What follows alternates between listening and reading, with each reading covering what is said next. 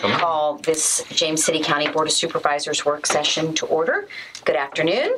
Yeah. Afternoon. Mr. Stevens, if you'll call the roll. Absolutely. Mr. McGlennon? Here. Mr. Eisenhower? Here. Ms. Sadler? Here. Mr. Hipple? Here. Ms. Larson? Here. All present. Thank you. I'd like to ask for a motion to amend our agenda to include a item for the Chamber of Commerce Alliance. Thank you. Mr. Stevens? Mr. Eisenhower? Aye. Ms. Sadler? Aye. Mr. Hipple? Aye. Mr. McGlennon? Aye. Ms. Larson? Aye. Motion passes. Thank you. Okay. I call to order this meeting of the James City Service Authority Board of Directors meeting, which was continued from October 9th. Mr. Powell, would you please call the roll? Mr. McGlennon. Here. Mr. Eisenhower. Here. Mr. Hipple. Here. Ms. Larson. Here. Ms. Sadler. Here. All right. With that brings us to strategic plan update, FY 2020. Mr. Purse? Great, thank you.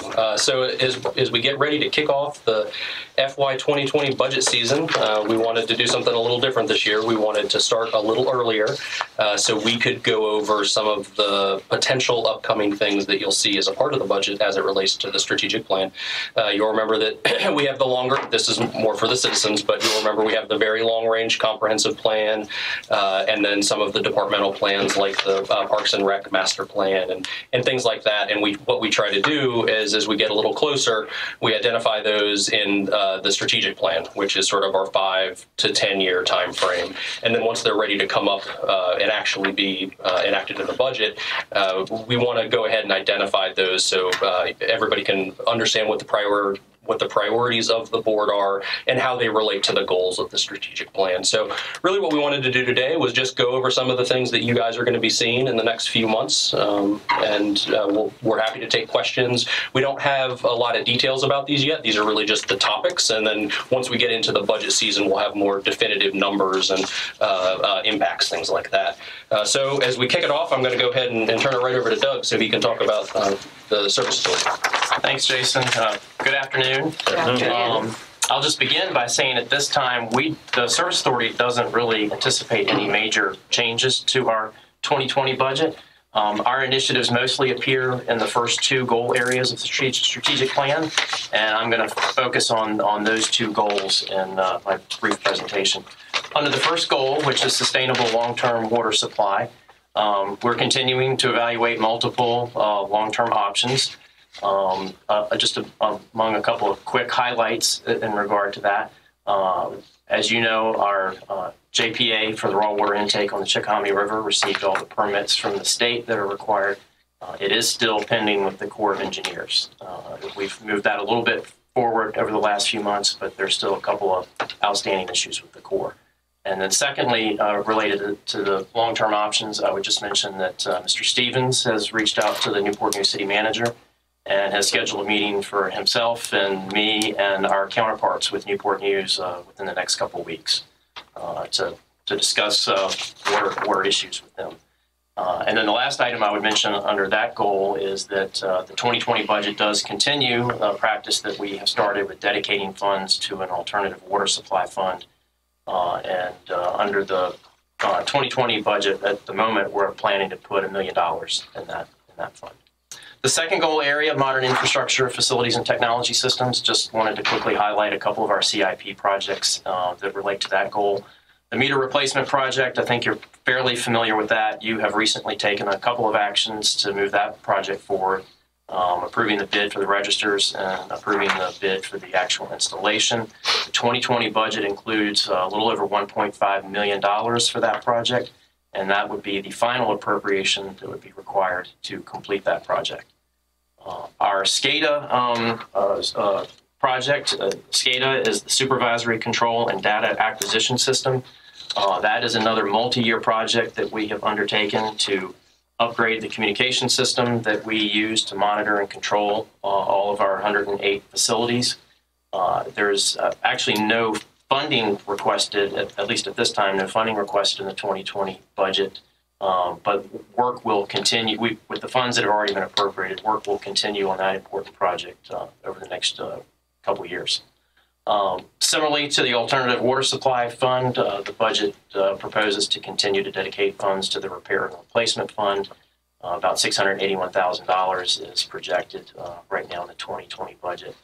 The fourth item there, those subdivisions are subdivisions where we have some antiquated infrastructure and probably undersized infrastructure. Funds have been appropriated in previous budgets. 2020 budget at the moment includes about $1.7 million for those two projects combined. That funding will not be enough to complete those projects. Future funding will be requested before we can complete those projects. The last item is the corrosion inhibitor project.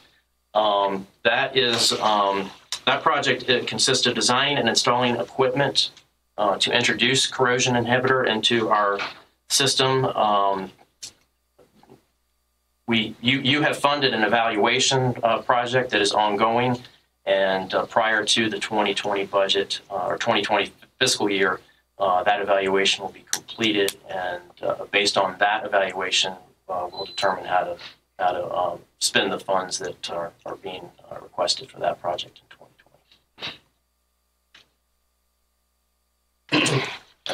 So you said that the meter replacement project with this year's budget, that should fully fund that? With the there's a 2020 appropriation of 1.5 that's requested and included in the 2020 budget for planning purposes. That would be the final appropriation required to complete that project, and the project should be completed subsequent to that. Okay. Yeah. All right. Thank you. And just as a refresher, the SCADA is an upgrade or a replacement? I refer to it as an upgrade. What's being replaced are, we have old ISDN lines are now what that system operates on, and that is antiquated technology. So we are we're replacing that with Cox fiber, or we're actually evaluating some other options at the moment that are potential for that. Could be cellular, could be digital. So we're not replacing the whole SCADA system. That's why I refer to it as an upgrade. But we are replacing the communication, the backbone of that system. Good thing you're not too far out if you're dealing with Cox. The Corps of Engineers permit.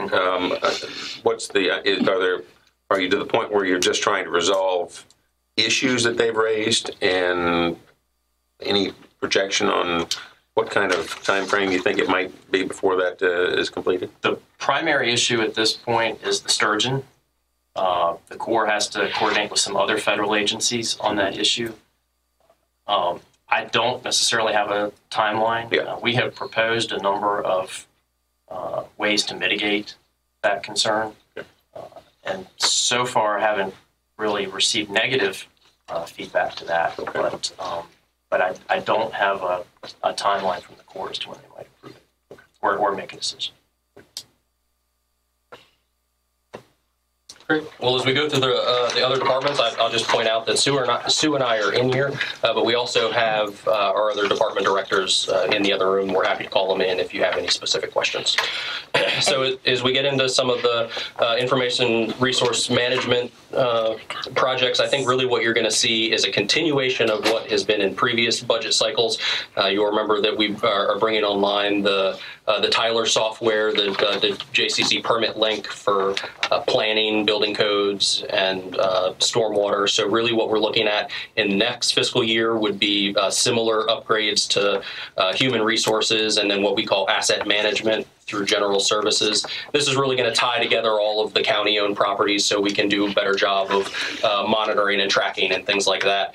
And then we're also operating under an older payroll system, so that's going to bring us up to speed on that. Jason, at what stage are we going to be able to say that our software has basically been upgraded across the board? I was going to say, that would be a good question for Patrick. Yeah. And he is right there. I was going to say, I thought I saw that he was hovering. If you retire. Sure. I was just wondering at what point we can be able to say that we've upgraded our software across the entire county services and the like. In the time frame that we have to put all these systems in place, I'll be honest with you, by the time we get finished with most of our core software, Time to go back. we will be reviewing again and seeing where the status is. If I put it back in a timeline, for about the past 8 to 9 years when we started actually with a payroll system that we put into place, by the time we get to that, in a sense, it's 10 years old.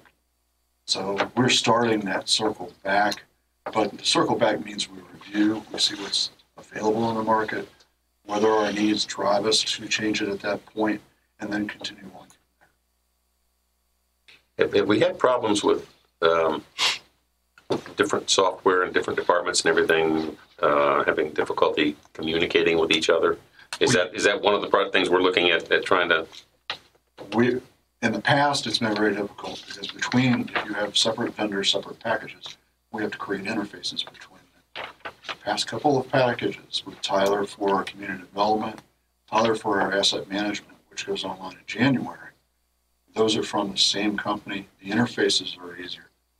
But there's some interconnections in there we still have with other products that we have. So every project has its own list of interconnections that we have to deal with.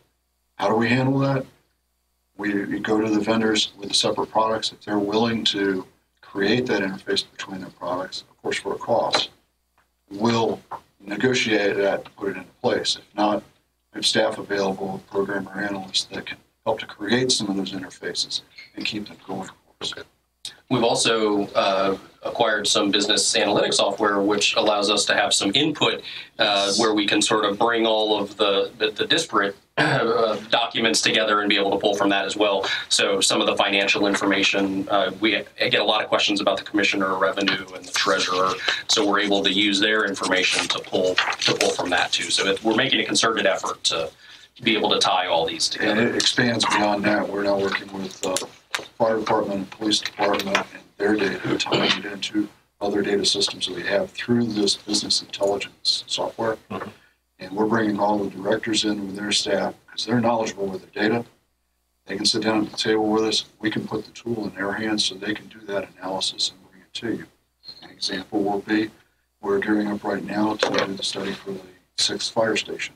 So we're bringing together fire run information, CAD, computer-aided dispatch information, demographics, everything that goes in line for determining where the proper place for the Fire Station 6 is, and then the split of the zones. So this tool's been very beneficial for us in many ways. And since we're just unlocking it, I think the other thing that you guys are going to get out of it is we're going to be able to have a public-facing front where we talk about some of the strategic plan, operational initiatives and capital initiatives, and we'll be able to put that on our website so the citizens will really be able to have access to a lot of that same information, and we'll be able to use it for charts and graphs so we can see the progress on certain things.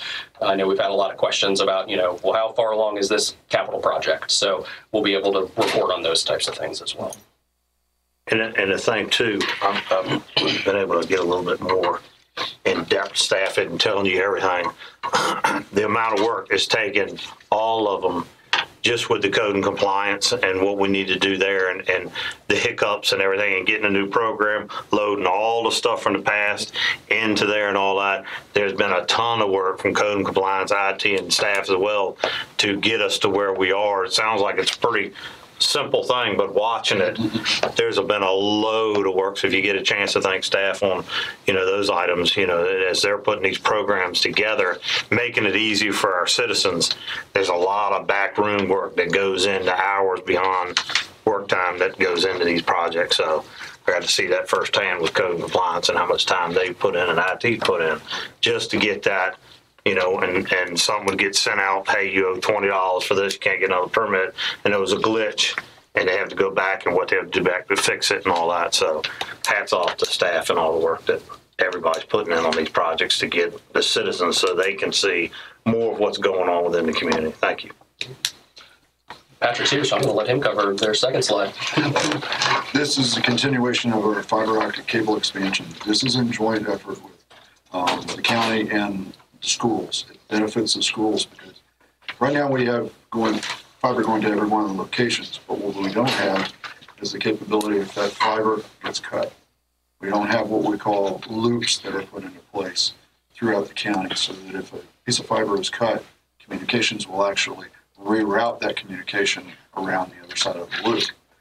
That's what this project is for. To put the fiber underground to create approximately 3 loops within the county so that we can maintain that communication. It benefits public safety, all of the departments, and with the schools, it'll benefit the schools all the way around with their network. Now our networks are separate. They have a set of fiber, we have a set of fiber. Our 2 networks really don't touch each other communication-wise, but they get the benefit of using the fiber along with us. We've extended some benefit to the regional library to tie their 2 libraries in the past. This will provide better resiliency of the network along with the electronics that we're going to purchase along with to give us that capability. Great. Thank you, Patrick. Next, we have economic development. Obviously, you remember economic development was one of the goals in the strategic plan. This first bullet point really ties into some of the work that Parks and Rec is doing as well. We're going to be asking for some money for some scenario planning as it relates to Jamestown, specifically the Jamestown Beach Event Park and the marina. We've been trying to figure out what the Shaping Our Shores plan looks like and how we're going to bring that back in front of the board for discussion. And really, before we can do any of that, we have to do some market analysis, some traffic study to really see what the existing infrastructure is able to handle, and then what we might need to do on top of that. So that's really what that first bullet point is about. And excuse me, the same in the Grove area, I think, with some of the James Rivers Commerce Center and the Greenmount Industrial Park. That's obviously a little more related to what needs to happen for water sewer expansion and traffic as well. And then the second would be the technology zone. So this would be the area down in the Grove area particularly. We really need to focus on what our incentive package looks like. So we'll be bringing some options for you so you can understand what we might be able to put together to attract some of these businesses in these areas. So that's something that you'll see from economic development as well. And that first bullet point is already included in the planning document. So it's already in the 2-year budget. That's a great point, Sue. I would say a majority of things we're going to cover are already in the budget, things that were part of that 2-year budget previously. I'll try to note the ones that are new. Mm-hmm. Yeah. Okay. I see that Amy's in here. Amy, how long the market study, like what's the timetable on that? For getting the market studies done? Regarding funding, we can go ahead and put those out to RFP. They take a few months to develop. Some of what we're going to look at, depending on the area, for example, the Jamestown area would be absorption, depending on what the uses are that are proposed. We would do that in conjunction with the Shaping Our Shores discussion, because we would want to time those the same.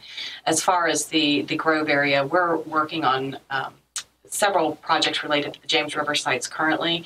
And one of the things is, Jason mentioned, we do need to look at some of the utility capacity out there. So we've started having those conversations, and we'll be looking at those studies as we identify the uses that are going out there. Okay, thank you. So police department, this one shouldn't be new for anybody. You'll remember last year in FY19, we added 3 new officers as a way to sort of kickstart the 6th police zone. You'll remember that this was a way for us to be a little more proactive. We had gotten a little more reactive as a police department in this area, where we were responding rather than being able to go out and be proactive in preventing some of these incidences. So the next 3 officers would be able to come online in FY20, and that would allow us to have that 6th police zone. Parks and Rec, this is probably the first one where we have some new information, and there's a lot of bullet points on this slide because there's a lot going on in Parks and Rec. The first one is probably the big one that isn't in the budget yet, and our Parks and Rec team has done a really good job of going out in the community and surveying the community and finding out what they need. And one of the things that has been identified is to have some additional facilities in the Grove area. And I think that means a couple things. I think first of all, there are some existing facilities out there that may have some ability for expansion. There's a park that is not controlled by Parks and Rec right now, where the county has done some work. We had a United Way Day of Caring project out there, and there's been some community support to sort of build that up. So there might be some potential for the county to work with folks to have more of a presence on that piece of property. But then the other thing that the folks in Grove are really excited about is having more of a I don't want to say just a community-focused area where they might have like a splash pad and a covered area like on Veterans Park where they can have family gatherings, reunions and birthdays and things that might require an additional piece of property, a new piece of property. So I think John and his staff is really excited about trying to work towards one of those goals, whether it's expanding that existing park or, identifying another piece of property where they might be able to do some good things down there. Grove has a lot of needs, and it's something that I think staff is really excited about the opportunities. The community is really coming together and providing some really good ideas. Well, I think there's a lot of interest in a pool in particular in the Grove area. Remembering that we have 3 county pools right now, I believe, right? One indoor at the Recreation Center, Chickahominy Riverfront Park, and Upper County Park. Right? And folks in the southern end of the county have in the past, been able to go to Quarter Path, but that pool has now been filled in and it's gone. So there's really nothing in the way of facilities there. And we've already, I think, seen information about the amount of contribution that the southern end of the county is making to our tax base. And we know that it's now being asked to take on the Skiffs Creek switching station that is supposed to generate some additional revenues. And so I hope we'll be able to recognize that not just the residents of Grove, which is actually a growing area. We're seeing a lot of infill development going on right now in Grove, but the whole of the southern end of the county, including James Terrace and the like, are really not had much in the way of county facilities in the past. So we'll be able to take a strong look at that. I think some of the things we're going to be evaluating is the location of the existing facilities. I talked about how there was an existing park. That's sort of back in a neighborhood, an existing neighborhood. It's a little off the beaten path. So I think we're going to try to figure out whether or not there's the ability to have that really be a park for all of Grove rather than a park for just that neighborhood. Paul and the community development team have put a lot of effort into the funding of the Pocahontas Trail multimodal, so there might be an opportunity to get something a little closer to that main thoroughfare, so folks would be able to walk along those facilities to get to a park. So I think we're going to be investigating some options, and we'll bring something back for you all as a part of this budget that would help to move one of these alternatives forward. So the second one, I'm going to jump ahead to the next slide because it has a picture of the marina. So you'll know that we do have money in the CIP as a part of marina improvements. Phase 1 is really some of the bulkhead replacement, some of the shoreline stabilization, some of the things that are really just able to get us back to neutral on the marina. It's not a lot of the dock and the slip work, the addition of new docks and slips, but it's really making sure that we have a marina that's viable and meets all of the standards that we have here in James City County. So you'll see some increased cost as a part of that. I think as we've gotten into some of the evaluation, we've identified some things that are going to cost a little more as a part of these phase 1 studies, but we'll be able to talk a little bit more about that when we get into the budget. But so phase 1 will be a part of it. Phase 2 will be in a future year. Sue, I don't remember if that was in the 5-year CIP. I think it was. I think it's 3 years out.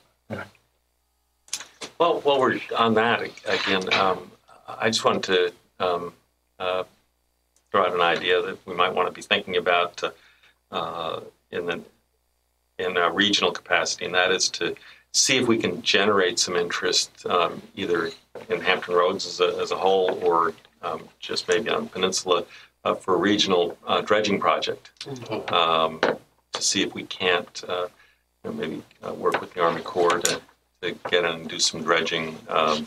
I know there's going to have to be some done down at Fort Eustis, and then I'm sure that Hampton, Newport News, and some of our other neighbors might have some interest in some smaller dredging projects as well. This, I know we've got dredging as part of the marina project, but right at the marina itself, and we really need to address it a bit more comprehensively than that. Yeah, outside of our piece of property, as you get to the hole in the wall, some of those channels need some work. Yeah, so maybe if there are ways that we can think about, maybe the mayors and chairs or the HRBC, transportation, just if we can figure out some ways to kind of get that onto the agenda and see if we can develop some momentum for it.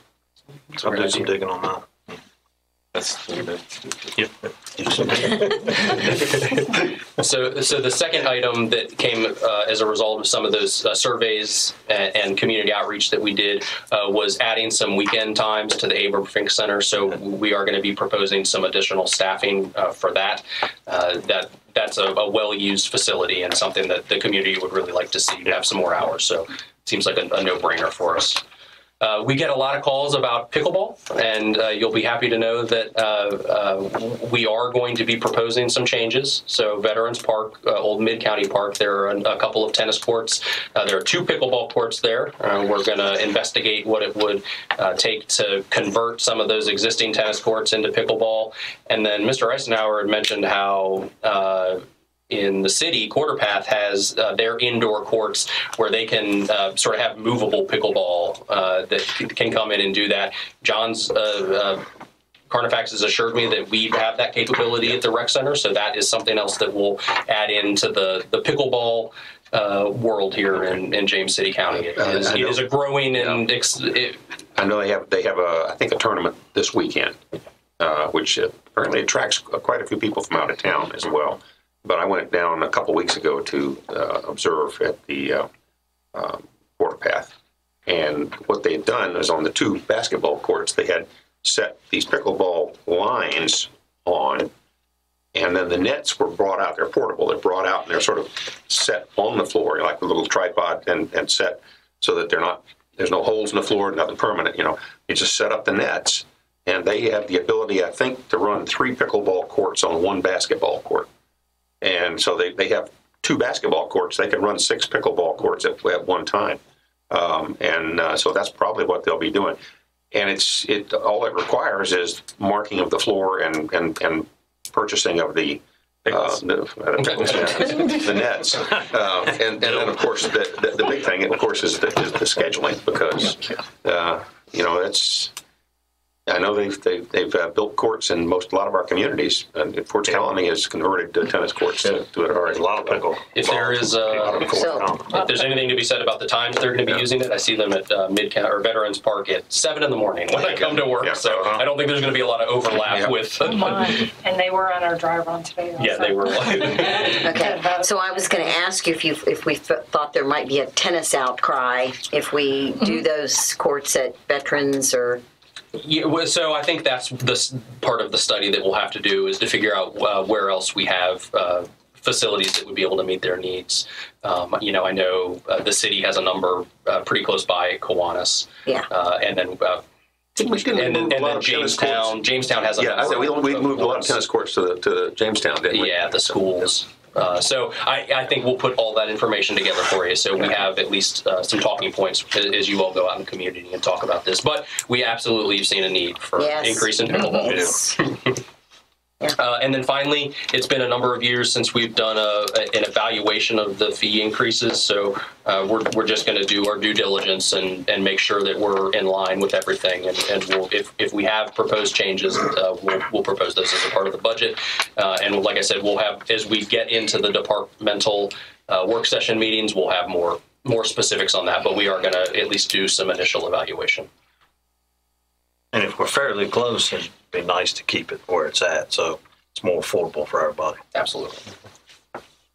Human resources, I think the big one you guys saw last year, this was the classification and compensation study, the salary study from Evergreen that we did. 2020 will be the second and final year of implementing that. We did it over 2 years to make it a little more manageable as a part of the budget. So that second year will come on next year. Really from that, I think we want to focus on training, staff training. We just are getting ready to roll out some of our information about our employee engagement survey, and we're going to take that information and be able to roll it out to the different departments so we can figure out where the need is, what kind of trainings we need, whether or not it's management and leadership training, giving people an opportunity for succession management, things like that. So I think we're going to try to tailor what we offer to employees based on some of those employee engagement areas, and then also really from the start, right, from the cradle to the grave as a part of your work life here. Make sure that orientation covers a lot of those things, and gives you a path for advancement. So. And then this is just a follow-up on that. I think some of the things that we're trying to look at, I've talked with Patrick a number of times about some of the different assessment tools that our executive leadership team could do. He's real excited about the color training. I know he's been involved in that. The DISC analysis, I know that was something that the board looked at is in terms of potential county administrators. So I think that would be a good idea for our executive leadership team as well. And then obviously bringing in some guest speakers to make sure that everybody is adequately trained. So I think that's where HR is going to be focusing the next year. I apologize. I should know the answer to this question. Is there yearly training or some online modules that people have to do when things like sexual harassment or? Yeah, so we just implemented some new harassment training, and that's something that is required. We've taken that out to all the different departments. I think as a part of what we want to do in this training and development is come up with a list of what needs to be on that sort of yearly or every other year training schedule.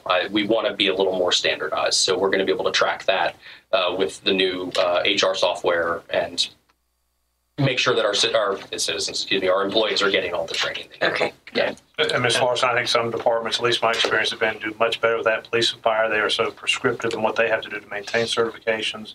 A lot of the water and sewer folks that Doug has have those same kind of things. Our building inspectors, what I found, your general employees, I don't know about James City County, but generally we have not done as well with them in some of that annual refresher training. And I know Bill had moved it on with this harassment prevention training that everybody's going through, and I think we'll bring those things to you so you know what we're doing and what we think we ought to do, and recognizing that costs money, even if it's just employee time and lost productivity. But there is, I believe, value in the right kinds of training for our staffs.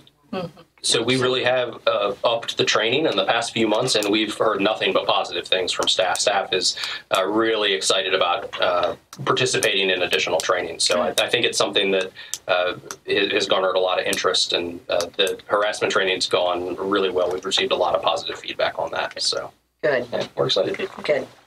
So on the certification programs, maybe some of these are relatively arcane or narrowly focused, but I did know that we've gotten some information earlier from Doug about some of the difficulty that they're having in attracting some folks with specialized skills. I wonder again if we ought to be thinking about whether there are some ways in which we can identify some skill areas in which we and other local governments are likely to have some needs, and talk to Thomas Nelson about that as a possibility for developing some new programs. Yeah, I made note of that as well about working with WJCC. Like, is there something, the graduation requirements have dropped, which is with right now the way that they schedule, that leaves some time. Is there something they could be doing with Thomas Nelson to get some of these people, looking at some JCSA positions? Absolutely. So I know economic development's been having some conversations with Thomas Nelson about workforce development. We can absolutely add in some of our needs. That's a great idea. I would also add, I talked to Amy earlier before the meeting about the V3 program, Virginia Values Veterans. And I know that the county participates in it, and a lot of companies participate in it. And they've placed a tremendous number of veterans in jobs throughout Virginia. We've exceeded all the requirements.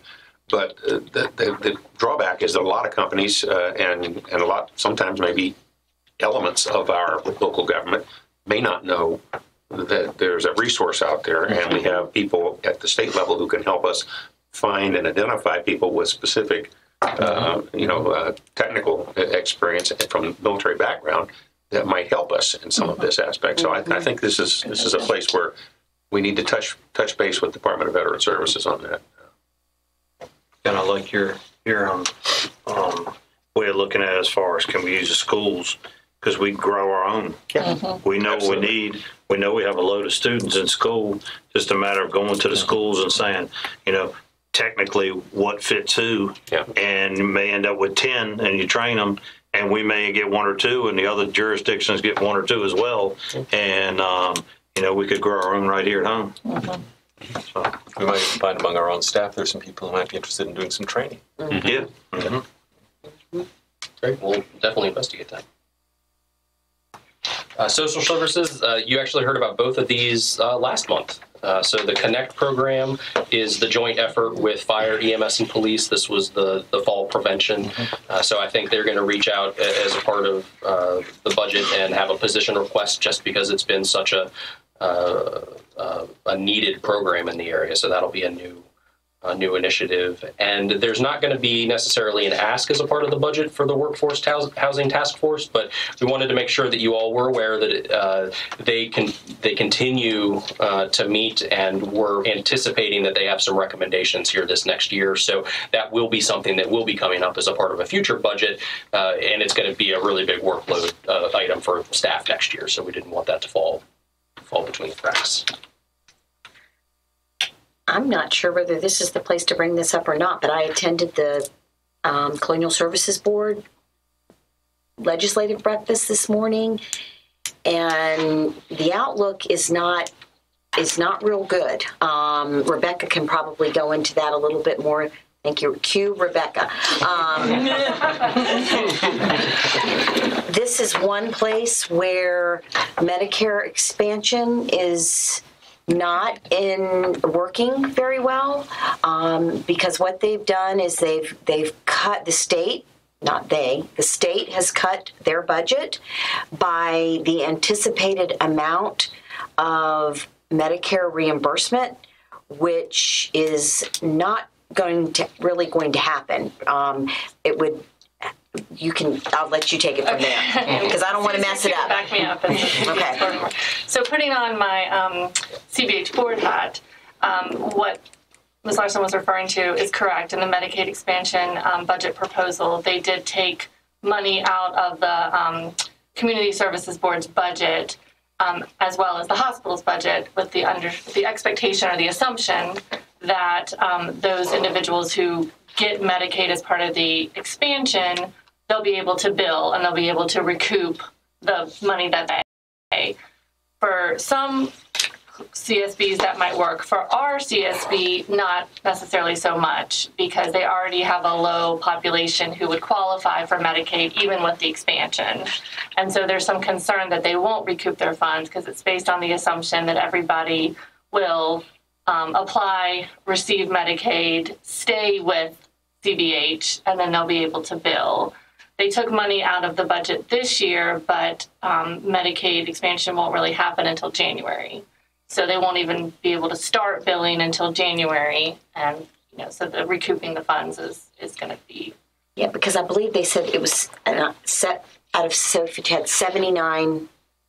Yeah, Mr. Coe gave the example that there's 79 individuals who expect to get reimbursed for 4. Right, they're self-pay, and of those 79, only 4 will actually qualify under the expanded Medicaid. Right, and there's also the assumption, that people that are already, in a very precarious position, filling out forms, going through all of those steps that Rebecca said. So most likely, it's really going to hit them hard. And James City County has quite a number of citizens that are using the Colonial Services Board services. So I think we can expect a little bit of a hit there as well. So, and hopefully there were the 3 aides there, Senator Mason's aide, legislative aide, Senator Normet's, Delegate Pogies, and Delegate Mullins. They didn't do a whole lot of talking, but it was a good discussion about what was going. But it's something definitely that we want to get our legislators. I wonder if this might not be something that we might want to consider adding into our legislative agenda, because this is. And I don't know that it's that direct. I just checked. We have it on one of your pages where it's your positions. The 20th one in there is James City County supports CBH and its mission to provide needed services and encourages General Assembly to adequately fund state-mandated services and programs for all CSBs. So you have it in there in a general sense. Yeah, I think we just want to make sure we drill down in that, because that we may need to. It's if I can put on my social services hat for a second, if I may, I will say that we are working very closely with the Williamsburg Health Foundation to try and train people to be application assisters. So trying to help those who, like Ms. Larson said, may not be the most ready to do paperwork. There are 1,671 individuals in the county who have received notice that either they don't have to do anything to get Medicaid because they're already receiving SNAP, or they're a parent of a child, and so all they have to do is sign a form and send it back, or they're another. So there are several people in the county who either will have to do nothing or they'll just have to sign a form and send it back. We're hosting 2 sessions, one in November and one in December at our building that the Health Foundation is paying for to train people to become application assisters. So we're the only ones who can determine eligibility, but really anybody can help somebody fill out an application. So working with Old Town, working with Child Development Resources, working with CBH, working with all those individuals. So if you're out there eligible for Medicaid, we will help you fill out the paperwork and then go from there. So as much as we can try and recoup those funds, that's what we're going to be doing. Is that something that you can train volunteers to do, helping with paperwork? That's exactly what it is. So they're called Sign Up Now workshops. And Kira Cook from the Health Foundation and I have worked together to schedule 2 sessions, and there's up to 50 people that can come to the sessions. So she had a list of all the community providers that we would usually think would help with that. So they've already gotten notice. And then if it doesn't fill up, we'll be able to send it out to the general public and say anybody who wants to do that. We have computers in our office where people can come in to fill it out. So we're really trying to assist people. So it's Are you working with Community Action Agency with that as well? They were on the list. Okay, good. Okay, great. Thanks. So I know I kind of got, but I thought it was very important to bring up that that there's a great need out there. So is it mostly the fact that there's a concern about whether or not the people who are eligible are going to be able to get the paperwork submitted and deal with that, or is it that our community has people who are sort of above that threshold? It's both. It's both. Okay. It's both. Yeah. And so with the plan, I don't know how the state's just gotten its federal approval, I guess, for the Medicare Expansion. So we may not know all this, but will there be an adjustment based on how communities for the CSBs? Yes. My understanding is that they already went and took money out of FY19, and they already taking more money out in 20. Right. So right now, but they're just doing it out of everybody on a sort of flat formula across the state. They did. Presumably, as they have the experience, will they adjust that to reflect? Presumably, but being that it's a short session that starts in January, there really won't be any data to say this is what we're seeing. So he was more teeing it up for 2021. So in the meantime, if you're looking at the 2020 budget, there may be an additional ask, from the locals, which the locals have all. He made a point to say that the locals here fund their local CSB more really so than any other area in the state.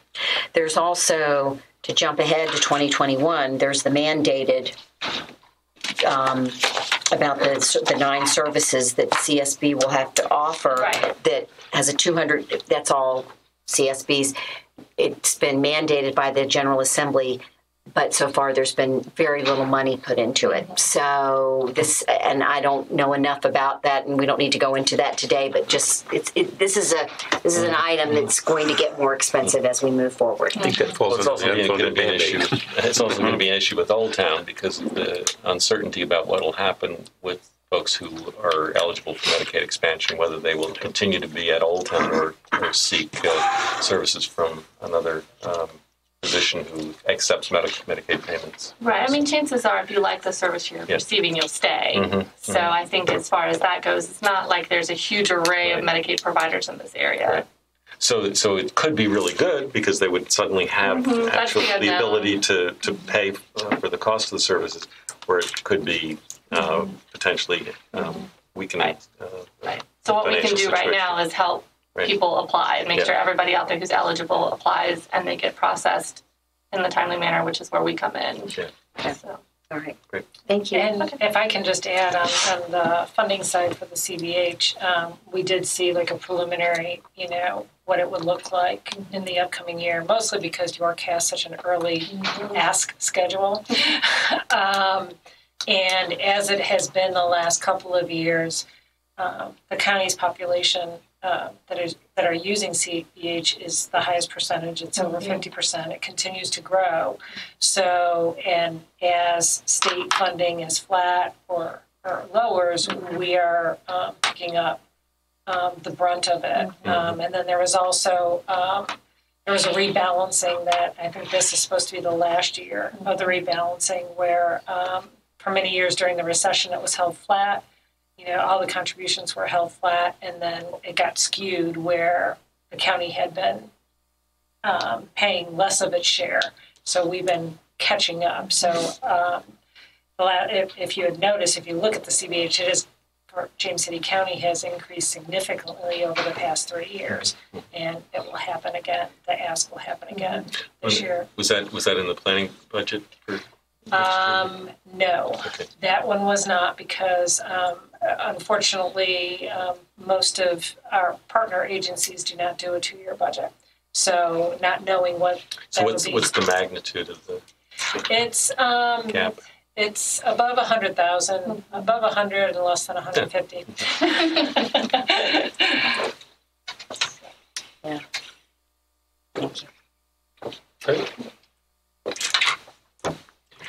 Fire department, this is another one that shouldn't be new to folks. So I'll cover the operational initiative first. This was the 3 firefighters for that new fire station. You'll remember that it's easier to bring them on over a number of years so we can make sure that they're trained and ready to go when the station is open, Station 6. We are going to be, back up to the first bullet point, we are going to be identifying an area for that 6th station. So we'll try to have some information for you in FY 2020 for that. And then we're also working with Thomas Nelson Community College, sort of like you all asked us to do earlier in the meeting. We are going to work with them on a public safety training facility. So that is something that we're working on as part of the fire department plan. So with the initiatives we made a year or so ago about the pay, has Chief Ash seen a difference with people leaving the department to go, and I tell you, the winning lottery numbers. Oh, they didn't come through the door. I've got them. But okay. So, but has it helped? Yes, ma'am. It helped a lot. So if you remember back to the meeting before that budget where we instituted the Advanced Life Support Incentive Pay to try to do as a recruitment tool, we had a graph that had a lot of lines and things on it, but we were never at our staffing goal. And since implementing that, we've crossed the staffing goal. Now we're up and staying up above it. The trick is keeping it there even with the expected retirements and things. We also mentioned that we felt kind of that adding the incentive pay was a way to not only affect retention, but also help on the recruitment side. So we are in the mix right now of doing a qualified hiring process and have about 11 qualified folks. So we're starting the interview process and see how that goes. So we believe that one thing of instituting the additional pay has actually hit a couple different things for us that are important. But yes, our staffing is up above the staffing goal. Last fiscal year, overtime in hours dropped in half. So as you remember, we were well over $1 million in overtime expense. And That was about $590,000 last year. Okay. It's a great investment. Yeah, thank you. Good. Chief also talked about what we're going to have to look at. It's probably going to be about 8 years, I would think, for the next big retirement. And the chief can tell you all about, when you hire a large group, you got to plan on 20, 25 years, you're going to lose that group. So if you Sure. So we've had a few retirements in the last few years that kind of started that phase. We typically see about 25, 30 years, the folks who have hit those. We did large hires in 1980 and 81 when we opened Fire Station 3 and 4. We did another large hire in 1995. Then in 1999, when we opened Station 5, those were expansions of staffing. Then 1999, when Station 5 opened, we hired 15 or 18 people then. So as those folks all hit their retirements, so in fiscal year 21, we're expecting 11 retirements. And I think between now and 2030, it's about 28 people, I think, that we believe will retire. So those are kind of guesses at who we think is going to go closer to retirement versus who we think will stay a little longer. So that is a challenge for us to try to keep up with the retirements plus growing the department and adding the fire stations and just those additional needs. It also says something great about the department, the fact that these people have stayed for their careers and Absolutely. Positions. Absolutely. Interesting. Thank you. Community development, you'll remember that we update our comprehensive plan every 5 years, so we're getting ready to enter into that cycle now again. So there are a number of scenario plannings that are associated with that. That would be, evaluation of the primary service area, some traffic studies. We usually go out to have a traffic consultant look at all of our major roadways, things like that. And then we're also going to be working with FMS and Sue and her staff on making sure that our fiscal impact model is up to date. And then community development, similar to what we had with social services, they're very involved in the workforce housing task force, and that'll obviously be something that will continue over the next fiscal year. So we anticipating this to be more on the comprehensive or the tune-up side? So I think last time we had more of the tune-up side. So I think this one will probably be an update to make sure that we have everything where it needs to be. Do you agree, Paul? Yeah.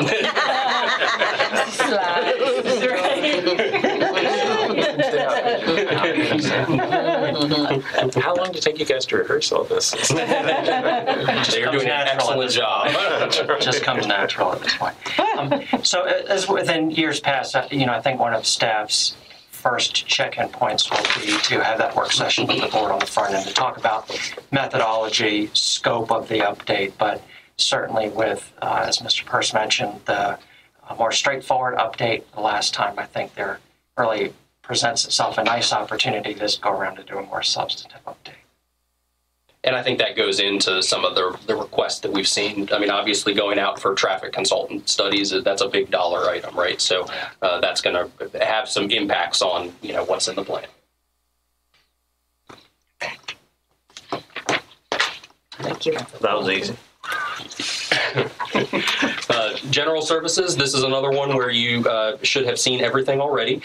You'll know that we're doing the office space needs study that you all approved in FY19. That'll get underway here in the next few weeks and months. That's so we can go out and identify all of the facilities that we currently have, talk with the department heads and make sure that we are planning for all of their potential needs, and then really go back and from that identify what needs to be scheduled for replacement, what kind of roof and HVAC replacements we need to do, and get that on a timeline so we can make sure that we have everything accounted for.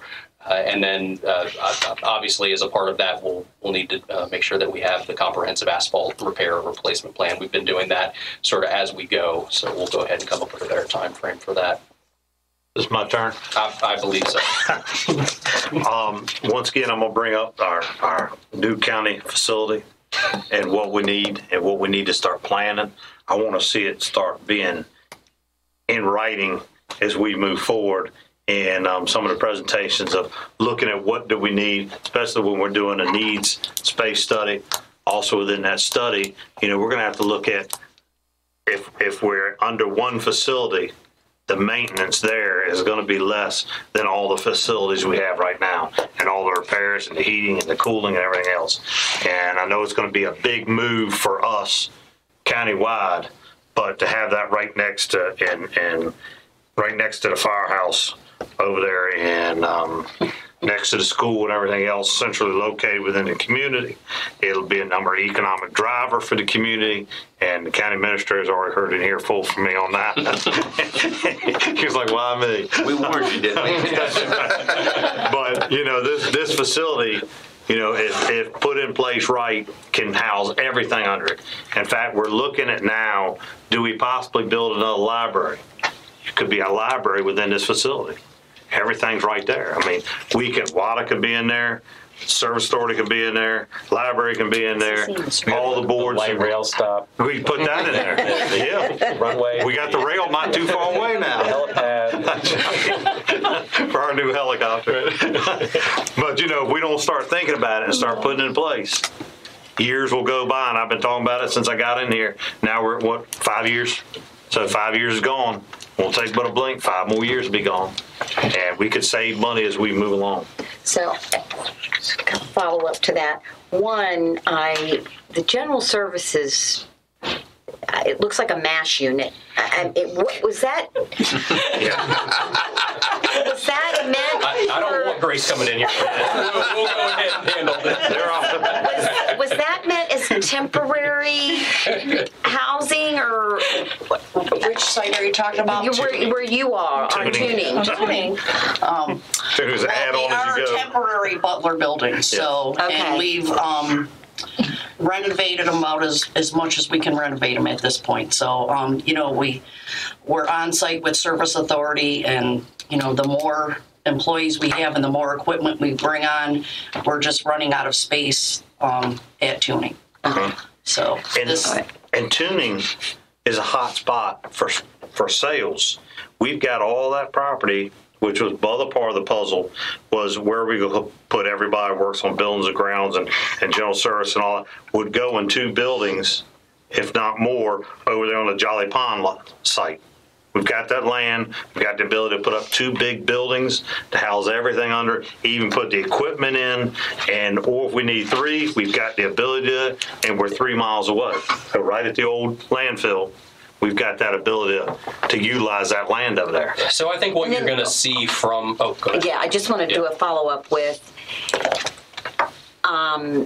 when you're doing the county office space needs, I think we should approach the school division to find out when do they think that they're going to need to have their admin, because when they need that building raised to build on to James Blair, they're going to have some. I mean, they're running a school division, so they need office space. Sure. So, that's something that we might want to. We've talked for a long time about joining up. So, get some idea from them about when they think they might be looking. And we did touch base with the schools. Okay. Marcellus Snipe, so he did give us some numbers that we're going to incorporate in. Okay.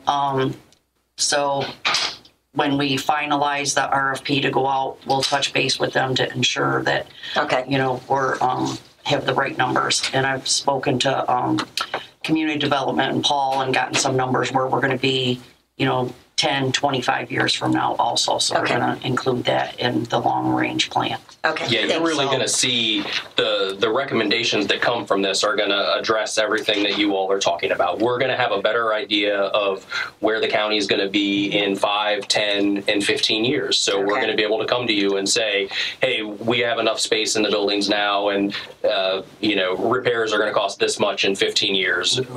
Or, hey, we need more space, and we think we need to find a place to do that. Right. So. And we have the comprehensive facilities replacement plan. So those were the key times as the 5-year, the 10-year, the 15, 25-year to figure out if, depending on funding or what we decide, how can we push some of those roof replacements or big HVAC changeouts that are going to cost a lot of money, that maybe we push them and try to figure out, align things if this thing goes forward. So it's things that we are looking at. And we don't want to get into some of those big replacements if we're going to have to do a bigger change. Right. Mm-hmm. And that's where this facility is now the key time to start talking about it and putting it in place, because the cost savings down the road, and y'all have all heard it. I want a parking garage underneath there for our employees to be protected and safe.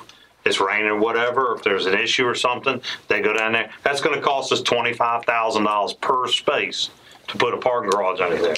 But that's green, and that's keeping our employees safe. Hit a button, the gate opens up, they going out. School board would be in there, all our meetings would be in there, taxes, everything would be underneath one building, code and compliance, everything you need. You go to one central facility, and you get all your needs met.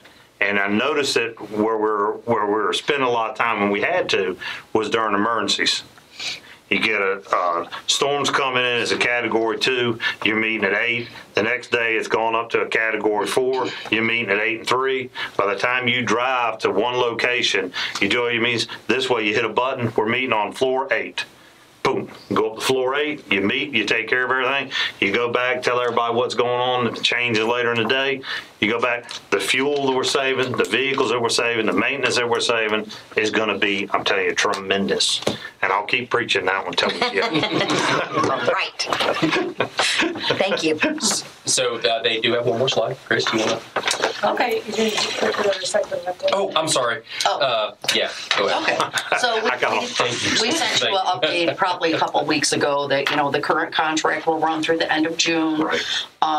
We have 2 RFPs that we're reviewing now, and staff is looking at, alternatives to the recycling program. So until those gets, the RFPs get sorted out, we are anticipating an increase. I mean, it's inevitable.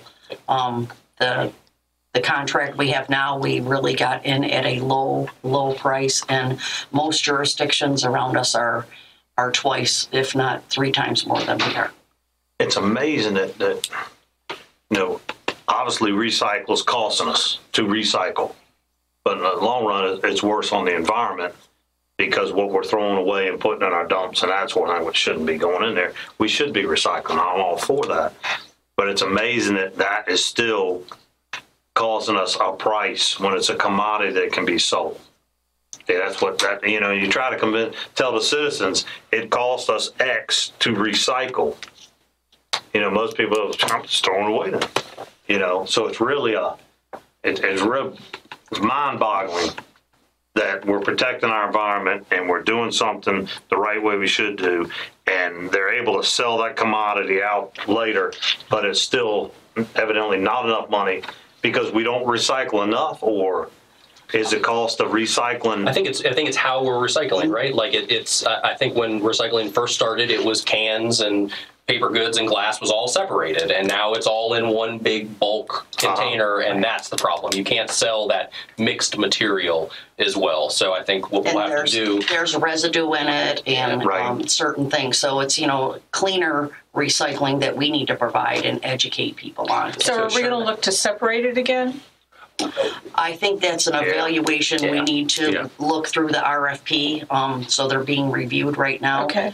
But we will definitely have some alternatives going forward. Because when we did our tour at Owens, Illinois, part of the problem they were having is that they can't get recycled glass, and it cuts their costs down tremendously. And it's part of all of that, put it all in one big pile and throw it all away, and it's of no use to them. So there are businesses out there that can use these materials. I just didn't know if that was part of what you're looking at or not, to separate that out again. I think we're looking at all alternatives, and I know that Amy Jordan had spoken with Owens, Illinois on the glass, the recycled glass. So I think some of the plants, if I'm recalling this information, if she's here, I'm not sure if she's here, that they're shipping it from out in out west somewhere. So trying to figure out how to get that in one place and for it to be a product that they can use closer is, what I think Amy's looking at and other we might have an opportunity to work together for that. Because there's a place up in Richmond somewhere, I know, that sorts the recycled goods. I was going to say Right. We just went to that site on Friday, and so it's, everything comes in as cardboard, plastics, metal, and so and then it's sent through the MRF, and they have all these conveyor belts, and it's separating it, and people are pulling trash out of it, and then they're baling it, and they wait for the person to go ahead and ask for, and then they supply to those certain businesses. So there's some in Chester that they supply to. So, they're really trying to clean up the material to ensure that they're providing a good commodity. I know when Owens came into the county, they even had it set up where they had the white, the brown, and the green glass that you could take your product there. If you had, you save it, take it there, and go around back and drop it on the ground, and they scooped it up, took it inside, and used it. Just to note, they don't use green glass. Not anymore. Yep. It's flint and amber. So a follow-up, I know some places are really strict about, like, if people put bad stuff in their recycle, like they'll come, John McGlennon, shame on you. You put a plastic bag in here and blah, blah. You may lose your recycle privileges if you continue to do this. One, to recycle, and then two, I talked to Mr. Stevens yesterday about garbage, like doing countywide garbage pickup, if that was something that we could look at for the future for cost. And it kind of came up out of this debris conversation that we're having, because a locality near us is doing free debris pickup, but they charge a fee because they pick up the trash. So it's really coming out of that. It's not really free. But we have a report on the possibility of solid waste collection. Solid waste, thank you. That's much better. Trash talk. Maybe we could just circulate that. I mean, it's out of date in a lot of ways. I'm getting John Horn's files and dig that up. I believe that I've seen it. So and it could be, actually it could be done at a rate that would be cheaper than most people pay for private carting services, because you're basically creating so much efficiency that you've got one company coming and doing the entire neighborhood. As opposed to 5 or 6 trucks coming through the neighborhood picking up every 5th house. If you come through in my neighborhood, we do it on everybody else with Thursday. We do it on Friday. So you get multiple trucks coming through and multiple agencies. But I remember that study because it was very clear that if we were willing to do it, it would have been significantly cheaper for our citizens. To have us provide that service. It would have paid for the recycling program as well as well as the collection. And places that do this have probably a quarterly collection of bulk items as part of the service. So there were a lot of so there are a lot of moving parts that will already be looked at on this whole thing. Right. Yeah, it would be, and going back to, it would be the study was on a contracted, where it would be the county would contract with someone. Exactly. It wouldn't be whereas I believe some other localities may actually have staff that do it. This is not what that particular study was for. The locality I spoke with yesterday, they're contracted.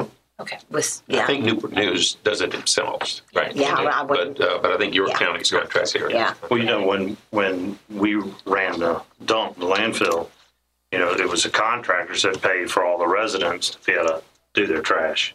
That's the only ones who paid at that time. But then we closed it down, and we had to start trucking it. And that increased all the costs having to move it, which I'm fine to move it out of the community. But I still think we need to recycle more. Let me ask one other question, because, Grace, this goes back to what we were talking about the small contractor. Yes. That we have I didn't realize this until somebody approached me, one of my constituents, who runs a very small business, and that he had maybe 2 or 3 people, and they do construction waste, and he gets a trailer full, it might be 800 pounds. But he's got to pay $144 for a minimum of a ton and a half. Ton and a half minimum at the transfer station. At the transfer station. And so, it's the way the system is set up, it's really, the real small businesses are at a tremendous disadvantage. So this is something that if we're looking at this whole process of how we're going to do it, that's another thing I'd like to see included in that study as to how we can better service the waste needs of a lot of small business, construction companies and stuff like that. How do you measure that? So that's going to be the thing. That's true. As you know, I've been doing it for all these years. If you do it, and I'm not a big company, but if you do the scale down, to where maybe it's by cubic yards or weight or whatever, so that there's an opportunity for somebody to be at a very low level, because you almost have to go back to what they used to do. Was you weighed in and weighed out, you paid for whatever that weight was. And then they went and they said, well, we're not making any money on that because people are bringing this and that. It takes too much, so we're going to charge a flat fee. Mm-hmm. And that's what got us, was that flat. And I said the same thing. I said, you got to be kidding me. Yeah. Because you just drive around, you weigh in, empty it, drive back around, weigh out. Whatever you dump, you pay for. Yeah. So then they changed that on us. So that it is the minimum of a ton and a half. Yep, it is. And it's the also, it's the time on the tipping floor too. Mm-hmm. So when you have, big trucks come in and they're able to back up and dump and they're out. Right. People with trailers are hand tossing the stuff. So it does sometimes cause a backup through the transfer station. So it's, things that I spoke with the contractor about. Yeah. So he's supposed to be providing me some information. So this is a pretty wide-ranging discussion.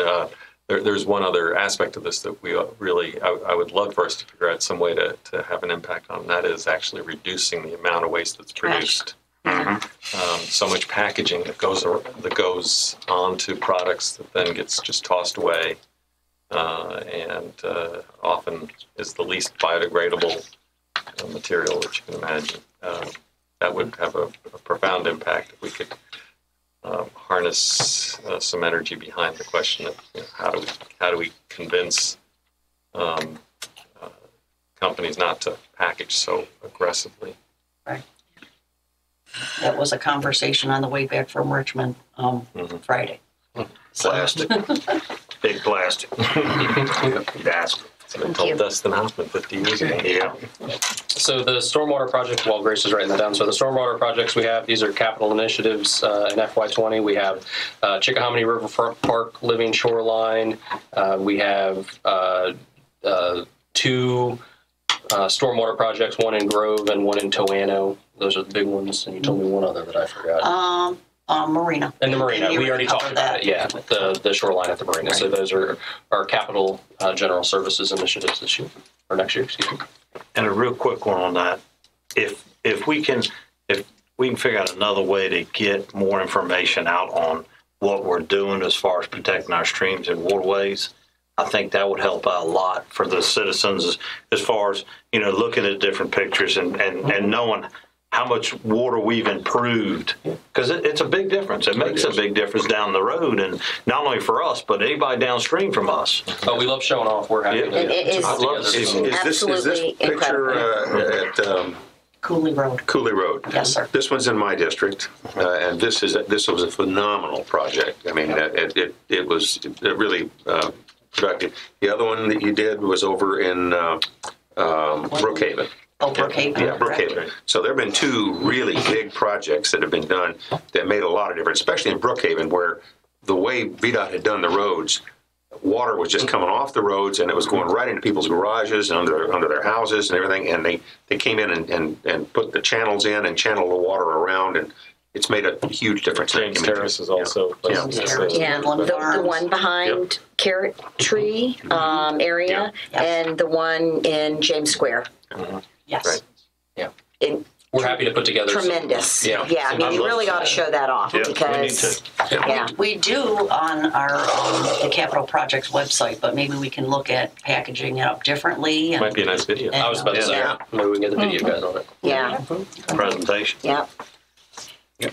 And before, is that it with general services? I just want to thank Grace, who's just been just great to work with through this debris cleanup. And I have a little frustration over our website, and I was trying to manipulate it, and I talked to Mr. Stevens, and Grace said, "Can't we just put a big button?"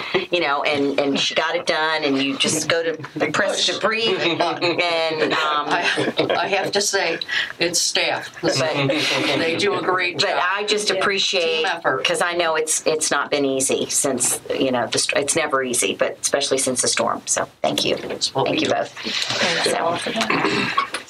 Thank you. So this is the last one. I don't think anybody's going to come in and save me on this one. I'll look to Scott if he is. You want to walk out? Yeah, if he has any additional thoughts. So this is something that was in the budget, but that I don't know that we've talked a lot about. So I think we do need to figure out how to get the strategic plan a little more visible for the citizens. And I think one way to do that is to have citizen satisfaction surveys. This is something that a number of localities do. So I think Scott and I are going to talk over the next few months and figure out what exactly that means. Could try to come up with, reach out to some of the other localities and talk to ICMA and figure out what some of the most appropriate questions are, so we can really gauge where our citizens are, and then come back in a future year for actually working with somebody who does these surveys. We've worked with a number of different firms, so I think maybe the next year, FY21, is probably when we'll roll this out to the public. But I think that's something that's really important to us. So that's something that you should expect to see. This is the last piece of software this year. This is something that's going to be able to tie all of the different departments together, like you all were asking about earlier. So when we do get a FOIA request, we'll be able to have everybody upload information right into this piece of software, and then we'll be able to put it out online publicly, so everybody will be able to see it. So that way, we don't have to process these multiple times. If somebody's interested in seeing one of the FOIA requests, they'll be able to go online and see it. So I think that's going to be a really big, exciting piece of software that we're going to. And is when somebody does make a FOIA request, is that publicly available at this point? I mean, if somebody asked for it, yes. So we could disseminate it, but it's not something that we go put on a site and say, Mr. McGlennon asked for this FOIA, and here's the results that we gave him. Great. I'll think about that. Why don't you make a FOIA request So we had talked about this the second operational initiative a couple times over the summer. So we have done some initial investigations into what a potential open space preservation initiative could look like. When I came to you last time, we talked about how there are a number of different programs that we currently undertake, whether it's the AFD program, the Green Space Acquisition Program, where the county actually purchases a piece of property, or PDR, where the property owner retains ownership, but then we buy a right in the property and have some of those development rights stripped from the piece of property.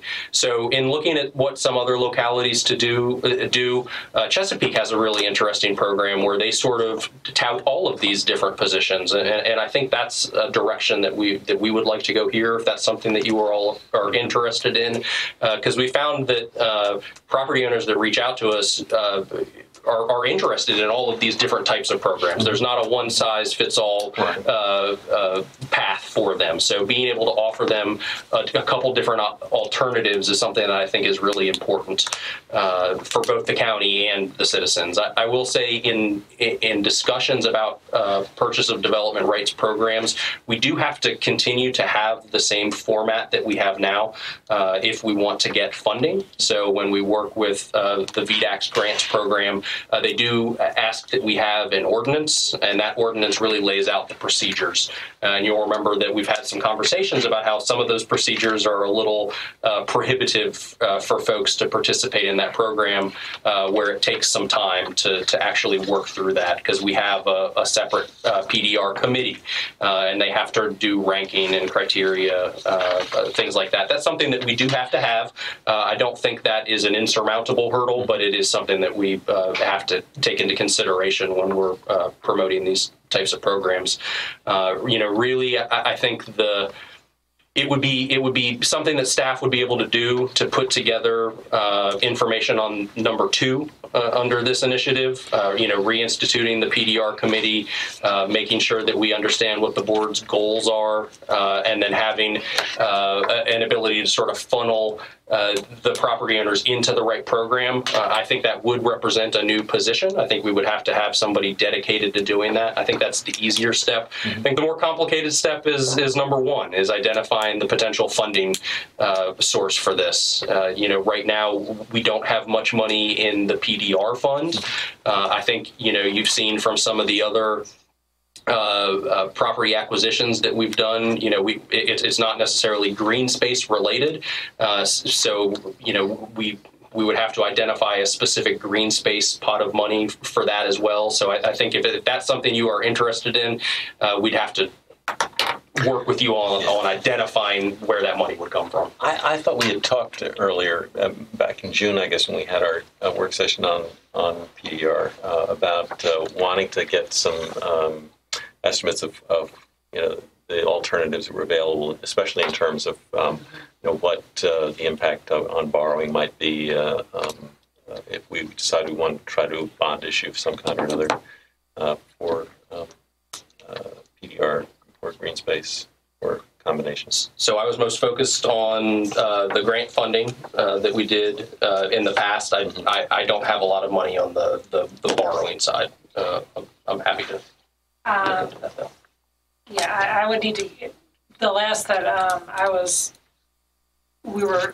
going to be finding out what those goals are, and then what programs it would be, and then having what are the different funding options for there. So, we'll be working with admin too. What I was going to say is maybe as a part of the budget process, if that's something that you all want us to investigate, maybe a couple different levels of funding. We can talk about what we might be able to do with. I think we did have, we had that earlier bond issue that was approved that gives us a kind of baseline against which to think about this. I mean, I think the challenge would be if we were trying to do something just out of operating expenses in the next couple of years, there wouldn't be much availability. And I think we recognize that development pressure is only going to get worse. The costs are only going to rise. If there are important opportunities for us, we really need to be thinking about how we might be able to address those now. And, what about putting it out for the citizens if they want to add 1 penny? Put out a referendum. That would be, is that something that could be done? Or? No, sir. No. But you can do a referendum if we were going to borrow money using the general obligation of the county.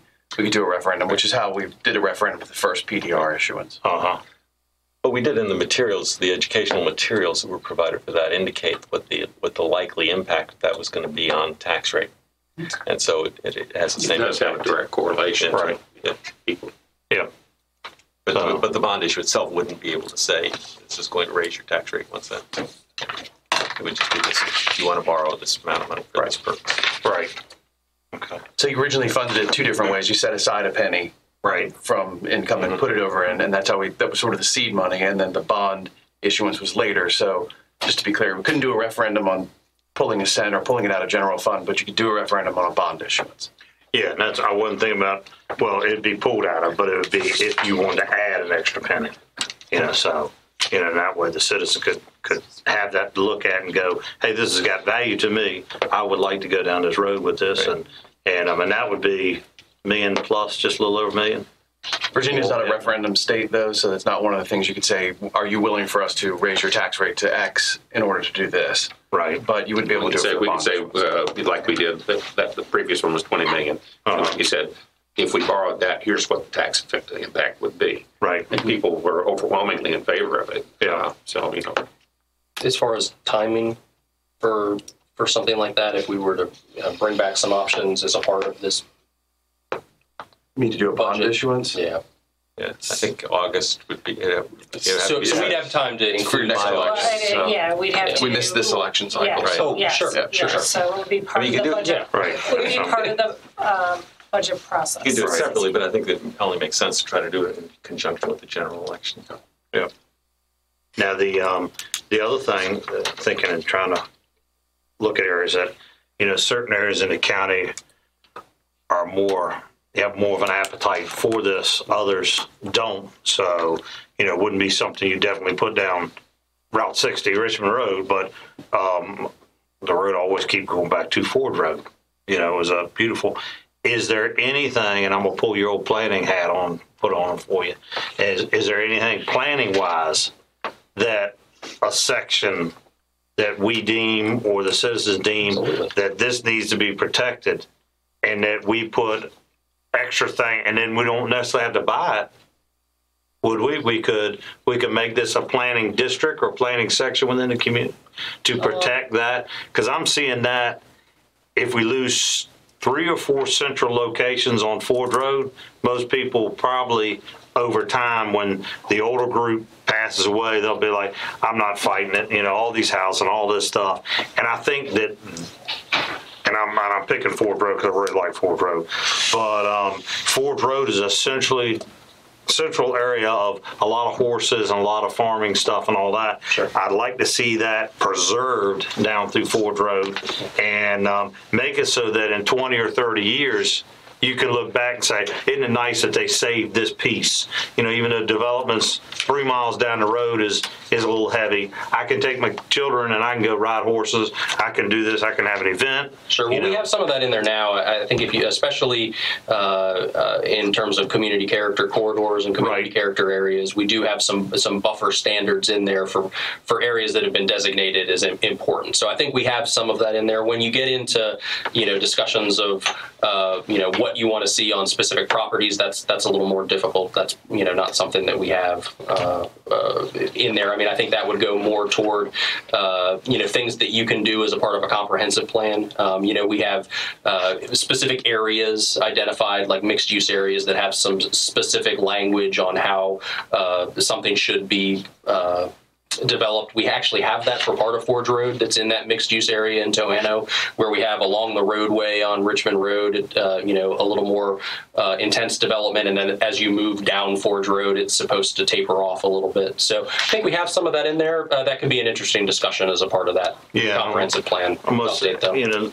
Something that maybe the planning commission or something can start researching and looking into is designations for certain areas that and bring the community in. I want their opinion on that area. Is that a positive thing for that community? I'm sure that all of them live down there and live in that environment for a reason. It just wasn't by chance. And they picked that for a reason. And I bet you if you went down there, I could get probably 90% to say, I'd love to see this continue to stay like it is. I'm worried that 1 or 2 pieces are for sale now, 3 or 4 could be sale tomorrow. And, all of a sudden I'm not saying I want to stop development or anything else. I'm saying I want to enhance our community with development, so we have both pieces of the pie, not just one. So a lot of people, you hear you don't want to do this, you don't want to, and they think you're trying to stop development. I'm not trying to stop development. I'm trying to make it fit within our community and not let it get that horse out of the barn, run across the field before we can get a saddle on her. Yeah, that's a good point. We can absolutely do. Okay. And that's all we had as a part of this update. Okay, we're going to take a quick 5-minute recess before we start a legislative agenda.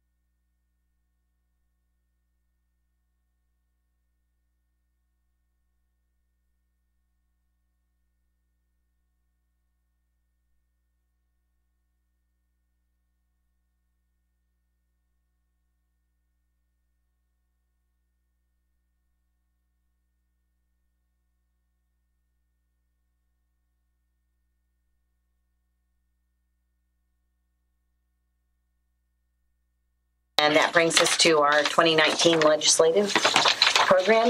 Mr. Kinsman. Thanks, Ms. Larson. As the board will recall, we started this last year, sort of a more extended look at our legislative program. So tonight is where I give you the list that I've compiled over the years. As the board has said certain things during board meetings, we go and write it on a whiteboard and then prepare this for you, which is really a draft 2019 program. Just tell me whether you want things on or not. We can amend things and change them.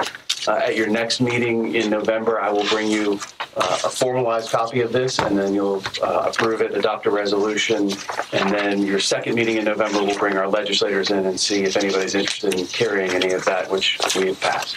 So I'll go through that today. As you remember, there's two parts to your legislative agenda. First one is legislation to be introduced on behalf of the county. This one should be familiar to everybody. This is our fabled junk car bill. This will be our third or fourth try at this.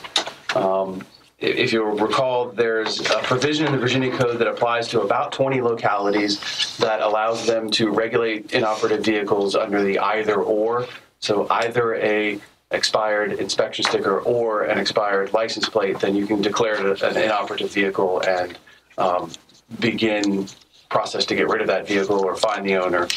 We are under the older version, which is 152905, which is neither nor. And so it has to have neither a valid license plate nor a valid inspection sticker before we can declare it to be inoperative.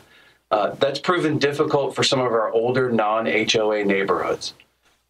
So what we've been trying for the past couple of years is to get us in on that group of 20 localities and be the 21st locality. To have that either or legislation. That's run into some difficulty in the House. And last year we got really close. I think it was 49 to 51. We did make it through the Senate, but it didn't make it.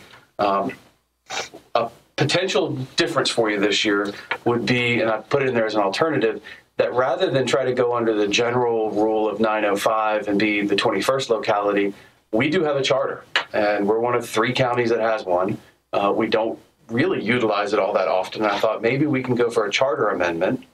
And in a charter amendment, we can be a little bit more specific about how we give ourselves this power. The General Assembly gives it to us.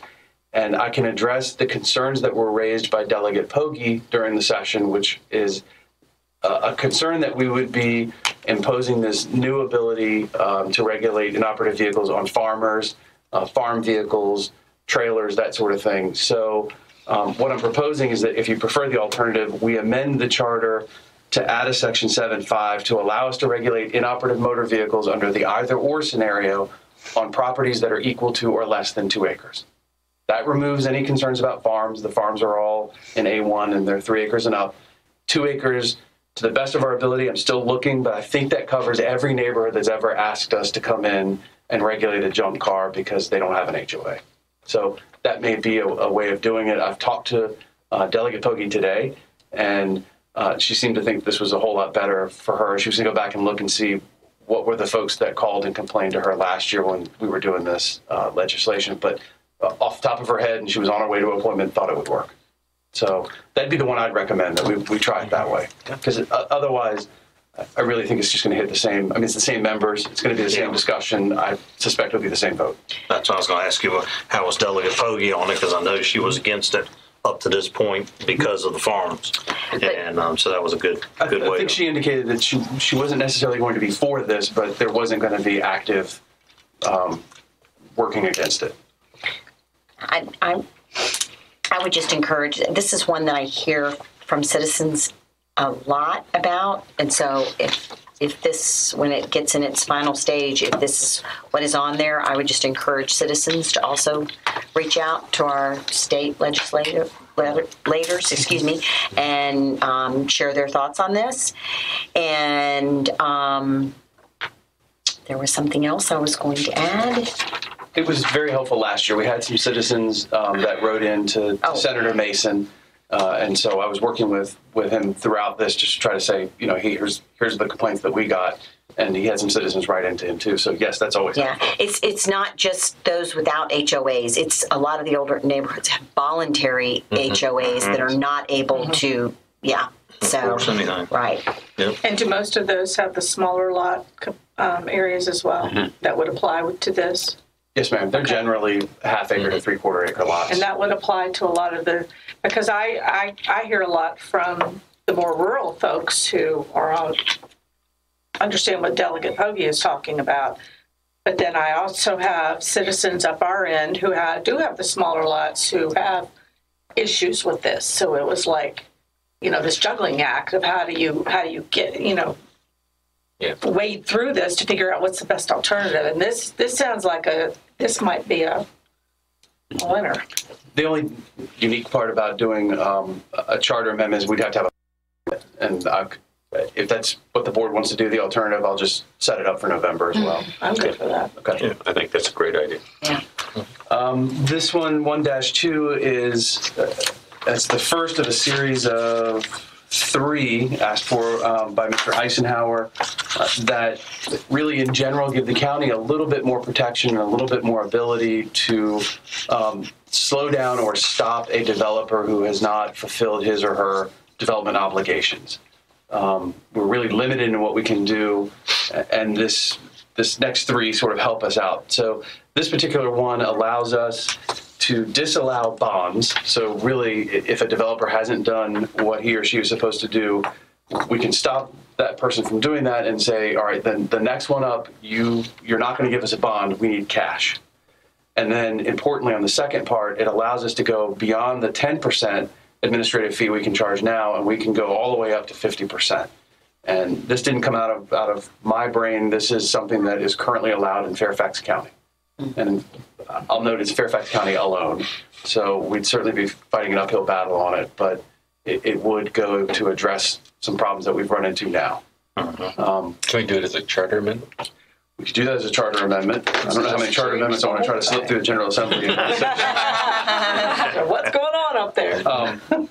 We're probably best to talk about these as a group if you wish. So the next one, 1-3, allows us to stop a developer from continuing to record additional sections of a subdivision, and that's really 1-4 as well. We try to hit all of the different areas in the code that stop us from saying you can't subdivide the rest of your property, and try to address it that way. So these, the 2 that we just went over say we can stop you from doing further subdivision, and then the first one was not only can we stop you from doing further subdivision, but we can stop you and then reevaluate the type of surety that we're holding and the amount of surety that we're holding based upon prior misdeeds.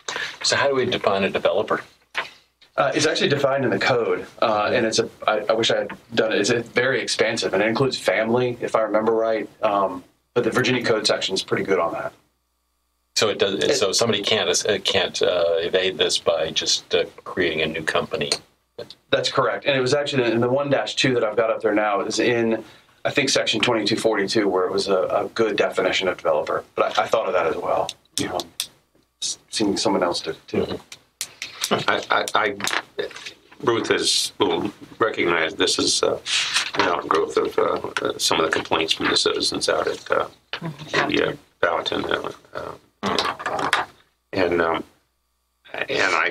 think that it's worth running up the flagpole because these are things that basically I think are common sense, and I would hope that we could get some traction on some of these things. The other question I had for you, and I think you had answered me, but I had also brought up an issue of adjusting bonds for inflation. We were talking about the Marshall's the Swift Building Index or whatever, but you came up with the I guess we were allowed to do that. We just hadn't been doing it. Is that something that we can? Because we have somewhere have been carried on for 15, 20 years, and then all of a sudden, if the bond gets called, now the money's not enough to do the project. So, yes, sir. So one of the things I had originally looked at and was considering putting in here really is the 4th one was a permission for us to adjust bonds by Marshall and Swift, but then began to think that there's I don't have a good answer to someone who says, well, why don't you just reevaluate it yourself every year? And that's something that we can do. So our current situation is we have bonds that are, I think almost all of them are automatically renewing. And so a developer will get a bond and it automatically renews until such time as we say, clearly you're not going to do the underlying work. Or you say, I'm not going to do the underlying work. Then I can call upon that automatically renewing bond. The problem with that is just as you said, sir, is that a lot of these things carry on for a number of years. So if you can imagine pricing something out in 2000 and then we let it automatically renew for 20 years, asphalt may have gone way up in 20 years, and we're running into that issue in some circumstances. So really perhaps the easier way of doing that is that we don't take automatically renewing bonds, and we do bonds on a 2-year basis or a 3-year basis. That's something that we'll need to figure out from a staff level, because it's a lot more trouble on staff's part. It's already hard enough to try to wrangle all the bonds we have out there. But hopefully with the new Tyler system, that's something that we can make it a little bit easier. Automate the system a little bit. I think it's probably best that we try to handle it in-house first before going to the General Assembly. And I thought that was really a good approach to the problem, because that's one of the big areas where we're facing. And frankly, Marshall and Swift may not cover an asphalt change. Yeah. So, yes, ma'am. Well, I hope that you ran out when I was talking. So sorry. That when we have this discussion, that we're able to, I don't have a whole lot of faith that we're going to get far in the General Assembly with some of this, but I hope that we are able to have a real good discussion about what some of our citizens have been going through and why we're bringing this forward. You're exactly right. This is not just something out of isolation. Right. This is an ongoing problem with a lot of communities. Yes. And it's really affecting a lot of our citizens. Right. And so I sort of took them seriously when they. And we have multiple neighborhoods now. Oh, yeah. We have done work in Green Springs West and Monticello Woods and Settlement at Monticello, or Settlement at Powhatan. Yeah. There's been a couple others, and we're looking at others. The reason we're not doing them is because these are taking up a lot of staff time. And so we've got to get this group off the books, and then we're going to set up for another one. And there's been a very vocal group. This is not theoretical. So you may want to send them up to the General Assembly. Oh, listen. Oh, yeah. Let me tell you what, if this gets on the floor up there, I'll guarantee you can get the constituents to go up there. Send them right up there and say, light them up. Yeah. All right, so if there's no further questions on this one, 1.5 through 1.7, I grouped together. These are the dog amendments asked for by Mr. McGlennon and Mrs. Sadler. The first one is to amend a couple of sections of the state code to allow courts to order restitution for emotional distress, in addition to actual damages caused by dangerous or vicious dogs. The second one is to amend the code to allow us to require that all dogs be contained in an enclosure appropriate to their size and strength while outside. And the third one is to amend the code to allow localities to impose civil fines upon owners of dogs who allow dogs to roam in packs of 2 or more while off the owner's property. And then I would exempt dogs used for lawful hunting. And this is important because this hit home not more than a week ago when dogs came into my brother's while I was up at my house, came into my brother's pasture and grabbed the alpaca and took it down. And I mean, I got it on film and everything. And then they went after the second one. And by that time, the officers had gotten there and animal control. But when they pack up like that, it's one thing you don't want to be is in the middle of that because they're going to bite anything then. And they look like regular old household dogs, and they're owned by, a citizen here in the county.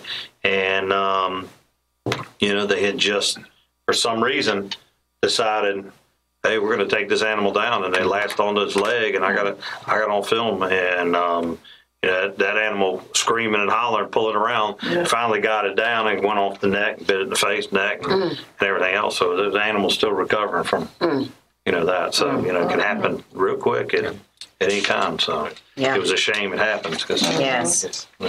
Yeah, on the enclosure legislation, that would presumably mean that if somebody has one of those invisible fences, that would be an appropriate enclosure or not?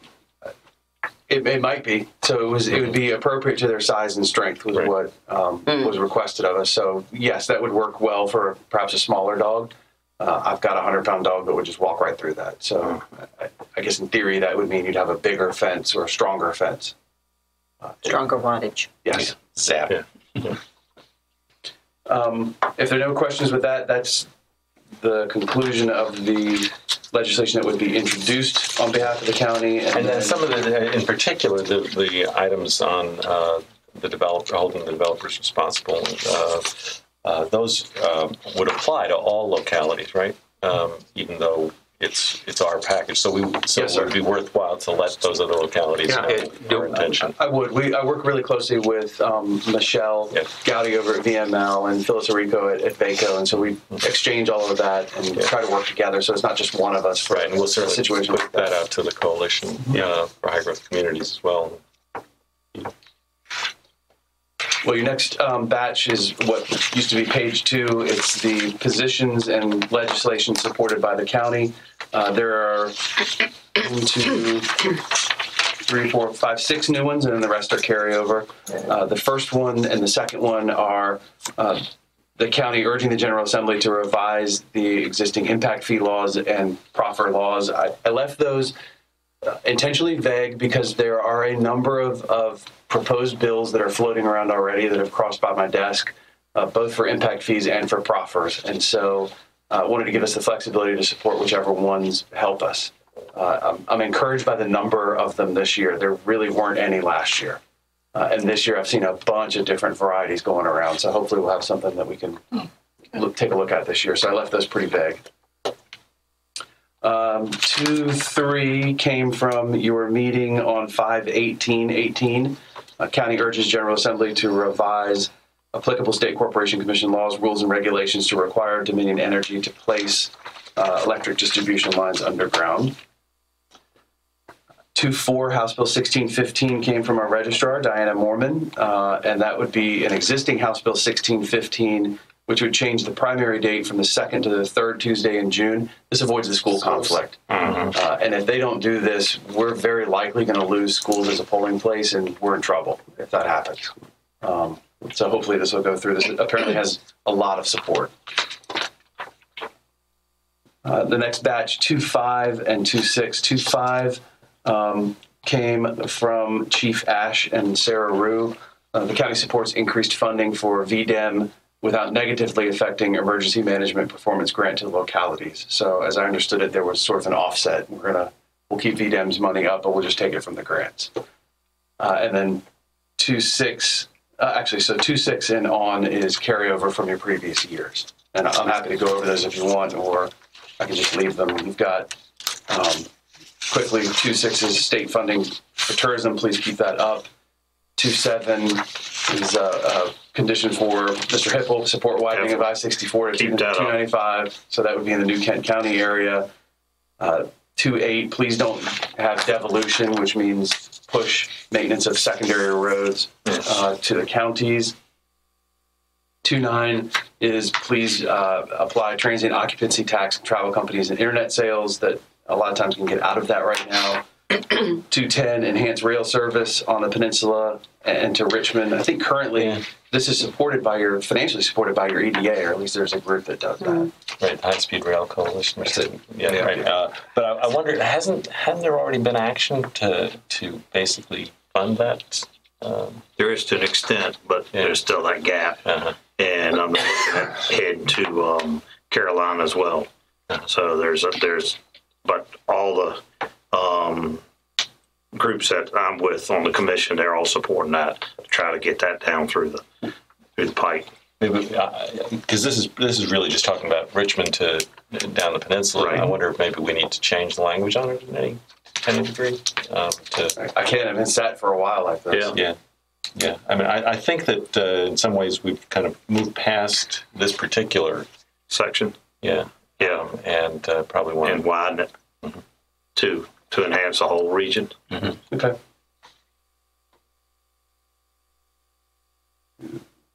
Region. Okay. 211 is support Thomas Nelson Community College in his efforts to build the AIM Center in James City County. 212, please maintain state funding for mental health and substance abuse treatment in jails and juvenile detention facilities. 213, James City County supports equal taxing authorities for cities and counties. As long as we don't have to take care of the roads. Well, that's the thing. Therein lies the issue. Big road. Uh-huh. And that's one of the reasons why I personally don't support this one. I'm like, get 64 done, and for us to have to take on our roads, our roads as well, I think it would be huge. And not only that, something that that I chatted with Mr. Kinsman about today, if there were any other things that we needed to be aware of, and one thing that we talked about is that we could potentially lose some of our immunity, which could subject us to lawsuits. That would be if the state were trying to offset. I think we were talking about the difference between cities and counties. Cities certainly maintain a lot more of their own infrastructure, and they do not enjoy the immunity that counties do. So if the state were trying to say eventually, hey, counties, you're cities, then yeah, there would definitely be some changes to that. Yeah. But then they get extra funds too to pay for those infrastructures from the state. It's not just coming from the citizens. They do, and so the state will give them a VDOT allowance that we would have gotten if we did. Theory, so there's not disproportionate.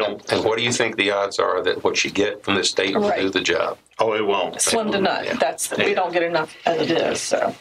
So just for the record, that's one I'm opposed to for those reasons.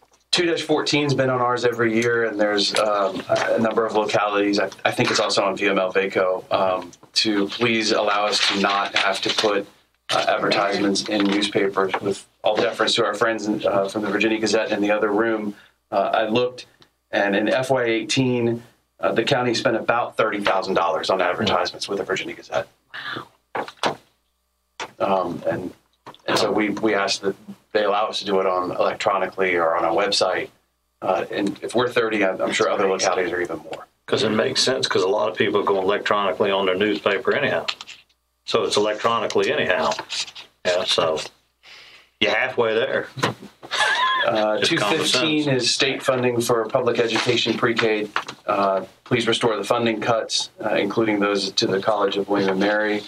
216, please continue funding libraries. 217, we talked about this earlier today. No new state mandates. Please don't push any additional costs down our way. 218, we support the legislative programs of VML, VACO, and Virginia Coalition of High Growth Communities.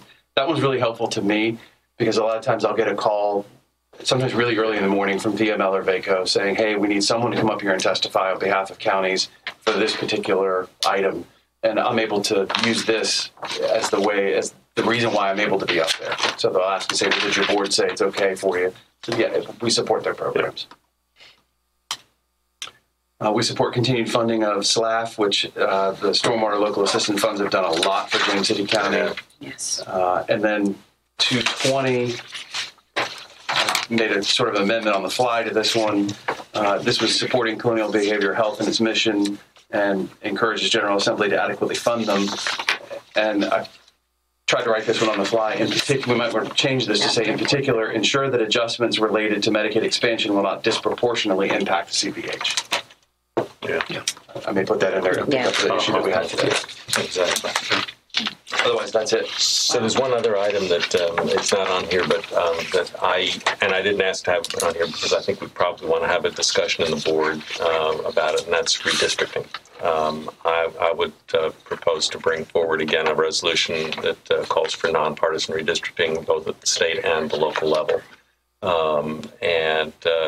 As we see in Richmond right now, the federal courts have now appointed a special master to redraw a series of districts for the House of Delegates, and we're getting closer to the point where redistricting will occur again for the General Assembly, and I think both sides are beginning to see a benefit to having it taken out of the hands of the legislature. Neither one are very confident about which side's going to have control next go round. I think for us to think about some ways in which we could have a redistricting process that is less likely to be as disruptive as we have sometimes seen.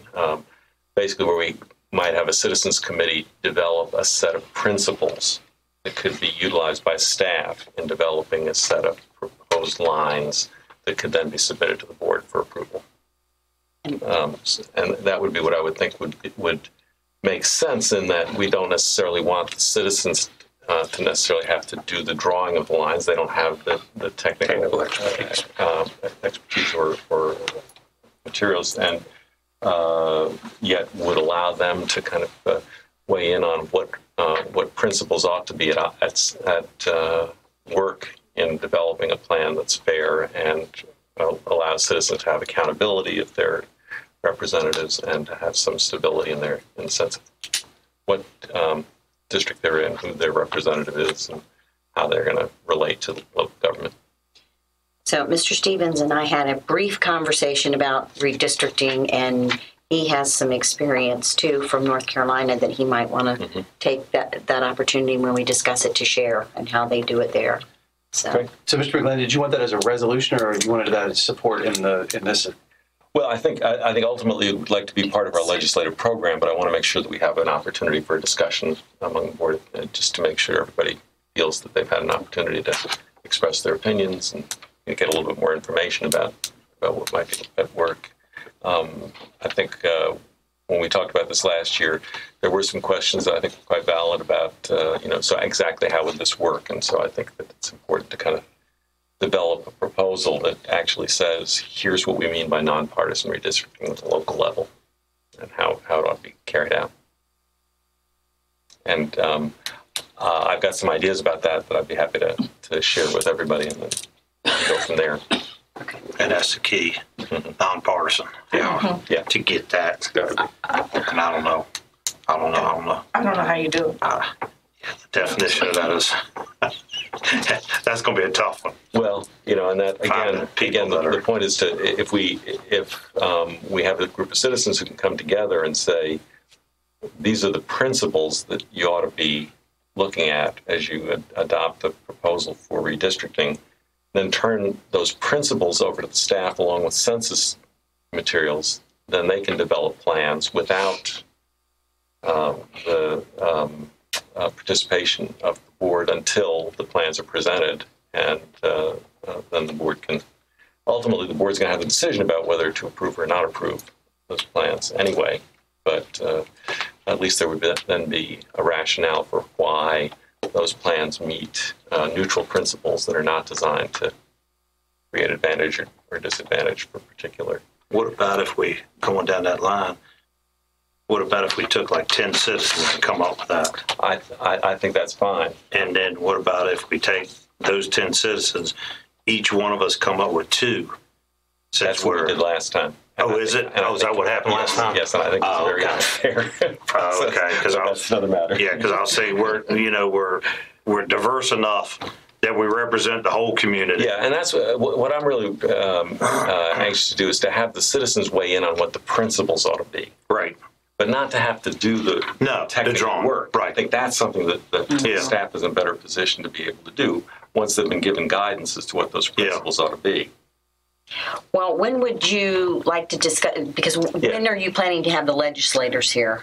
So at your next regularly scheduled meeting in November, I'll bring you this for adoption, and then they come in your work session. So it'll probably be in November 20-something. Right? So what we'd be looking at is adding one that says we support nonpartisan redistricting at the state and local level. That's basically one that would be added to the end.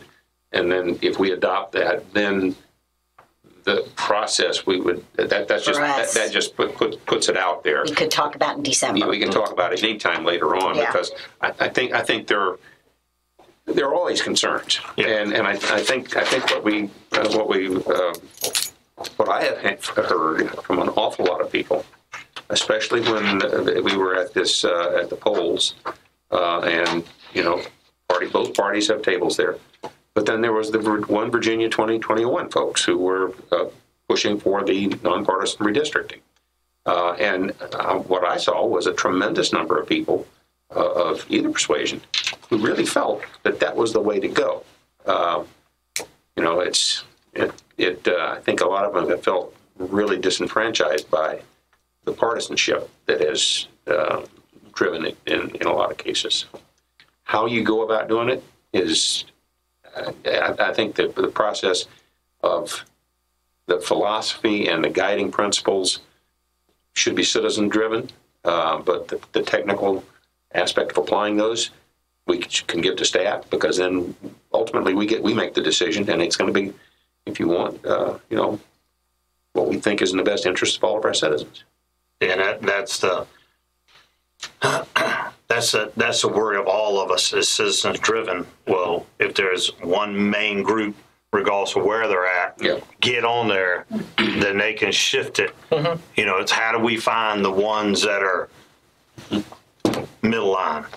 How do we find that citizen that, is like, I don't give a who you are or what you are. This is what we need to do.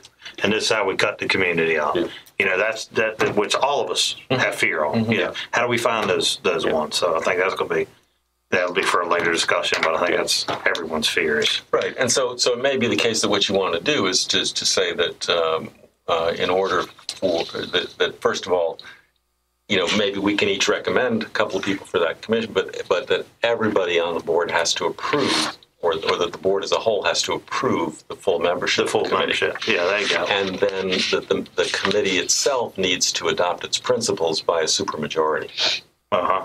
Yeah. And that way everybody get a say on who we're picking. And okay. Something like that. Just right, to try to get the core people that we need. Right. Try to to encourage us to be looking about people that don't have a narrow partisan interest, but rather represent important aspects of the community. Yeah. So what I'm hearing is maybe a more general thing for your legislative agenda for 221, which would be, James City County supports nonpartisan redistricting at the state and local levels. And then I'll tee that up for you for next month. And then that sort of sets you off for a larger discussion down the road. Yeah. Okay. Because the redistricting itself won't take place for a while yet. So. Okay. Yeah. All right. Okay. Thank you. Thank you. Thanks. So, 2.3, excuse me. Can you go back to 2.3? I wrote that down. It was something I wanted. Underground electric. Is that the bollards? Yeah, I'd like to have, and not connected to this one, but I'd like to have a general discussion with us, and I know, Adam, you'll have to help us with it as far as, like I've told you before, the ballards and all that they're putting around, and I know they have to put them around the connections for natural gas and all, but they're moving in their direction, which they've got plenty of authority to do that. But all of us here and all of our citizens, if we do anything, we have to make it look right. Mm-hmm. Well, they're sticking this stuff up that looks like it's awful crap. I'm sorry, but I can't put it any other way. Mm-hmm. And I think we need to look to see what we can do as far as working hand in hand with them. And they're just doing their job. They're putting in what they need to, and this is regulation. Mm-hmm. But. There's the last one went up right there at the corner of Croker Road. We're getting ready to expand that intersection, and now we're going to have to put more expense to move something that was stuck in there. Mm-hmm. And I don't know if VDOT has had a chance to weigh in on it or anything else, but it's stuck in, and now it's going to be another expense because nothing was planned. Mm-hmm. And that kills me when somebody comes in our community, and I'm glad we have natural gas in there. I'm not trying to beat them up. I do enough with Cox on their nonsense, but I'll get back on the natural gas issue. But it makes our community look terrible. And we need to try to put something into place. All our developers, our builders, our road people that just want to build a family business or anything else, have to follow certain guidelines. Mm-hmm. They come in and stick whatever they want wherever they want. Mm-hmm. And there's a man on Centerville Road. He's got 2 of them. And he's got hardly anything. The ballards are encroaching in on his driveway. He's trying to sell it now because he's got these 2 big, and it's all stuck on his lot. And he can't do anything. And they're like, that's where we tied them in. That's where we connected them. That's where we put the ballards. Have a nice.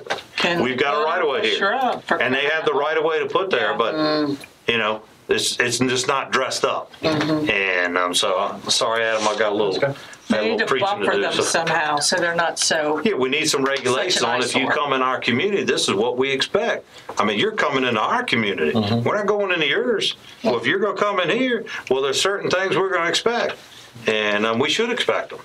So it might be an uphill battle because, you know, the utilities have a pretty good upper hand up in Richmond and all. Well, they can at least make them all. They can, Just slightly. yeah, they can at least make them all green rather than pale pink. I'm glad we have them. Beige color. But, you know. They have a little bit more power. Yeah. Yeah, right. Well, and in Washington, because we're also going to experience that problem with cell towers. Yes. That, you know, we've had authority stripped away from us. Yeah, we have. Yeah. So. All right, thank you for that. So I ask for an amended budget item on our agenda where I'm bringing you a request for a $400,000 amount to go to the Greater Williamsburg Chamber and Alliance. When we did our budget, what we put into our budget were items that we were, I guess, treating the chamber as a pass-through for some items tourism that we needed to do here, some tourism, and that really wasn't the intent of SB 942. We were to maintain our maintenance of effort. And this is only for this year. We will have to have a further discussion regarding next year. This is only to get them through next year. We've left them in a bit of a situation. The city and the county of York are both maintaining their effort and paying to them. The chamber also operates on a January to December, and to date, and I think we did this because we thought that there was going to be monies coming in with SB 942, and that's what they would use. But they have not started collecting those monies yet. We are in the process now of setting up a checking account, but they're just an MOU we are just in the final stages with setting up with the Deputy Secretary of Finance. So this is their needs to get through for the year. This money would be coming from our tourism contingency, where we've had $1 of the room tax in that account. Correct, Ms. Mellon? Yes, if you remember, during the budget, there were changes continually happening with SB 942, and right toward the end, after the proposed budget, they had made the change that reinstituting the $2 tax, and that $1 would remain with the locality. And so the way that we had amended the budget before adoption was just to place it in the tourism contingency. So I think what I'm hearing from Ms. Larson is that she's looking for something that on the record would allow staff to make that transfer from contingency to this and be able to how much money was put into the contingency based on that $1? I believe it was $412,000 and change. So $412,000. So this, I'm sorry. No, you go ahead. If we use that contingency money to fund this, that would not change any of the, what was it, 600 or 700 that we had set aside for tourism as a pass-through type of operation. That would still remain the same. Okay. And then the other question I have for Ruth is, I know when they first started this, they were having difficulties with the state because the state was saying, no, you go spend the money and then we'll give you the money on a reimbursement basis. Has that been resolved? We're working through that. So the state has now said that they're going to disperse once a month. to the Tourism Council. Okay. But we have not signed that MOU yet. There was one word that Ms. Mellon caught that we've now gone back to June Jennings to say, if you can correct this, send it back to us, and then Mr. Wassmer will sign the MOU. Okay. And then we will get a checking account opened on the Tourism Council side and start getting their funds paid to them. So let me ask one other question. Sure. If I can. Now, I will tell. I may have to not promise you 100% I'll be able to answer it. Oh, that's okay. No. All right. Based on the fact that this is their July through December, this $400,000. Some of this obviously has been already spent, salaries spent, committed to whatever. So how are they doing it? They're pulling down from their reserves. Okay. Yeah.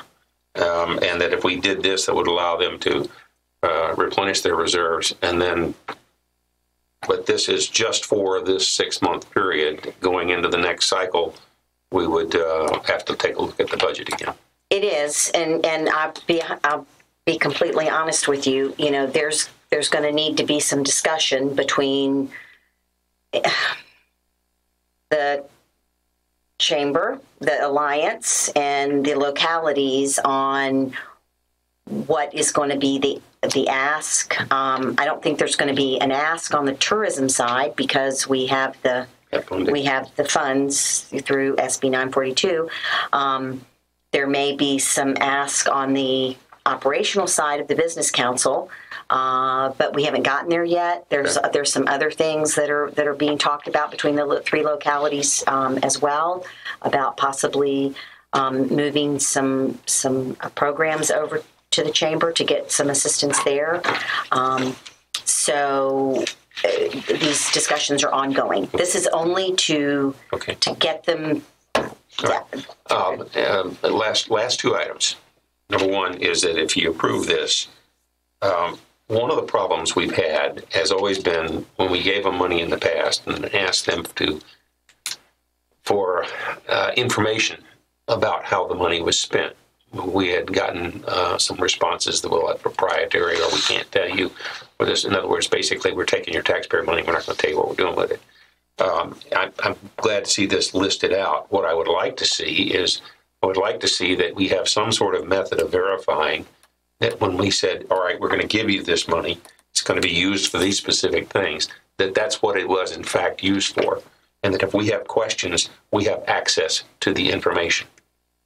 Because if you're going to take taxpayer money, you've got to have accountability to the taxpayers. Agreed. And we had that conversation again today. We talked about that importance, and I will follow up with this. I should probably add now that Bob Harris has tendered his resignation.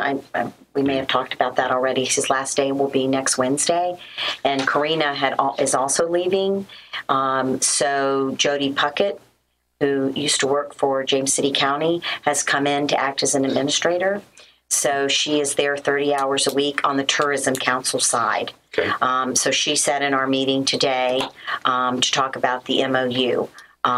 They also have an interim executive director on the Business Council side, Terry Benez, that we've been working with, and she's there for at least the next 11 months. She was hired for 12 months. Has there been any further discussion about the, quote, overarching board? Yes, there is ongoing discussion about the bylaws, and we hope to sit down with the current chair of the Greater Chamber Alliance to see if we can work through some hiccups in the bylaws where the localities are concerned and the representation of the localities. Okay. Right now, it is not really favorable to the localities, and considering the amount of public dollars that will be going to support the tourism and possibly the Business Council as well. Yeah, I think the same thing as far as representation. I think that's key and important to keep the cash flow moving on their side. Enough said about that. Do all chambers end up with this much funding from their communities, or does the business community hold them up? Well, remember that prior to SB 942, the chamber was responsible for the shoulder seasons. Mm-hmm. So that's where some of this is coming into play as well. I can't fully answer your question, but because I think it would be difficult to know because it's tangled. It is. So there's a reason for moving forward, it will be untangled. Because the Tourism Council side will be handling tourism. Mm-hmm. There will be some shared positions in the middle, receptionists, that kind of thing, the operation of the building, but there should not be tourism on the Business Council side. And so, yeah. So the business side will support, hopefully would carry its own. The tourism side would be carried by this bill. Which is traditionally what chambers do, right? I'm not sure. That's what I was asking. Right. I can't say definitely they are. I think they get some support. Mm-hmm. Yes. Mm-hmm. You know, there's possible they receive some operational support from the localities, depending on the level of business involvement. So, like we heard yesterday, a couple of the peninsula, they're doing like State of the Cities that the chamber was involved in putting that on. So there's obviously some commingling there between the locality and the chamber and what they're offering to the business side. Because I know when we built the building, you know, I put 3 years into that as far as donations, like a lot of businesses did, to help get the building built and get it over the top. So I'm wondering why over the years it's needing more and more money from the citizens than what we're doing.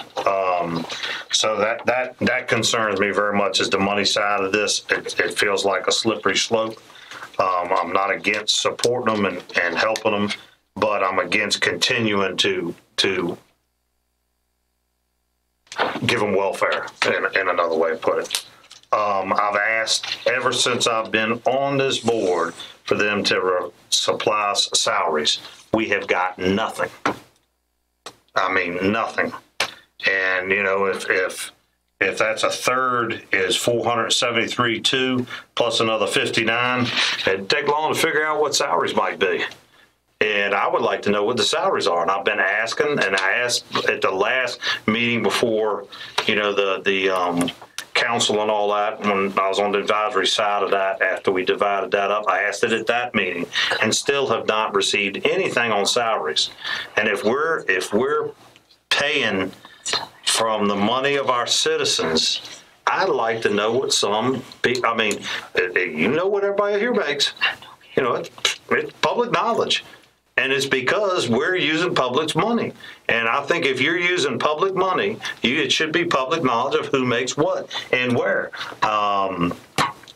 The reserve, do you know how much they have in the reserve right now? Do you have that still, Scott? I believe at the end of the year they had about, I think it was about $1 million.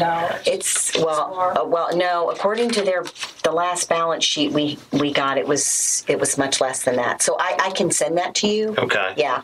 So I'd like, and that's probably much less because they've had to pay some of this down. Yeah. But what their normal balance on their reserve is. Sure.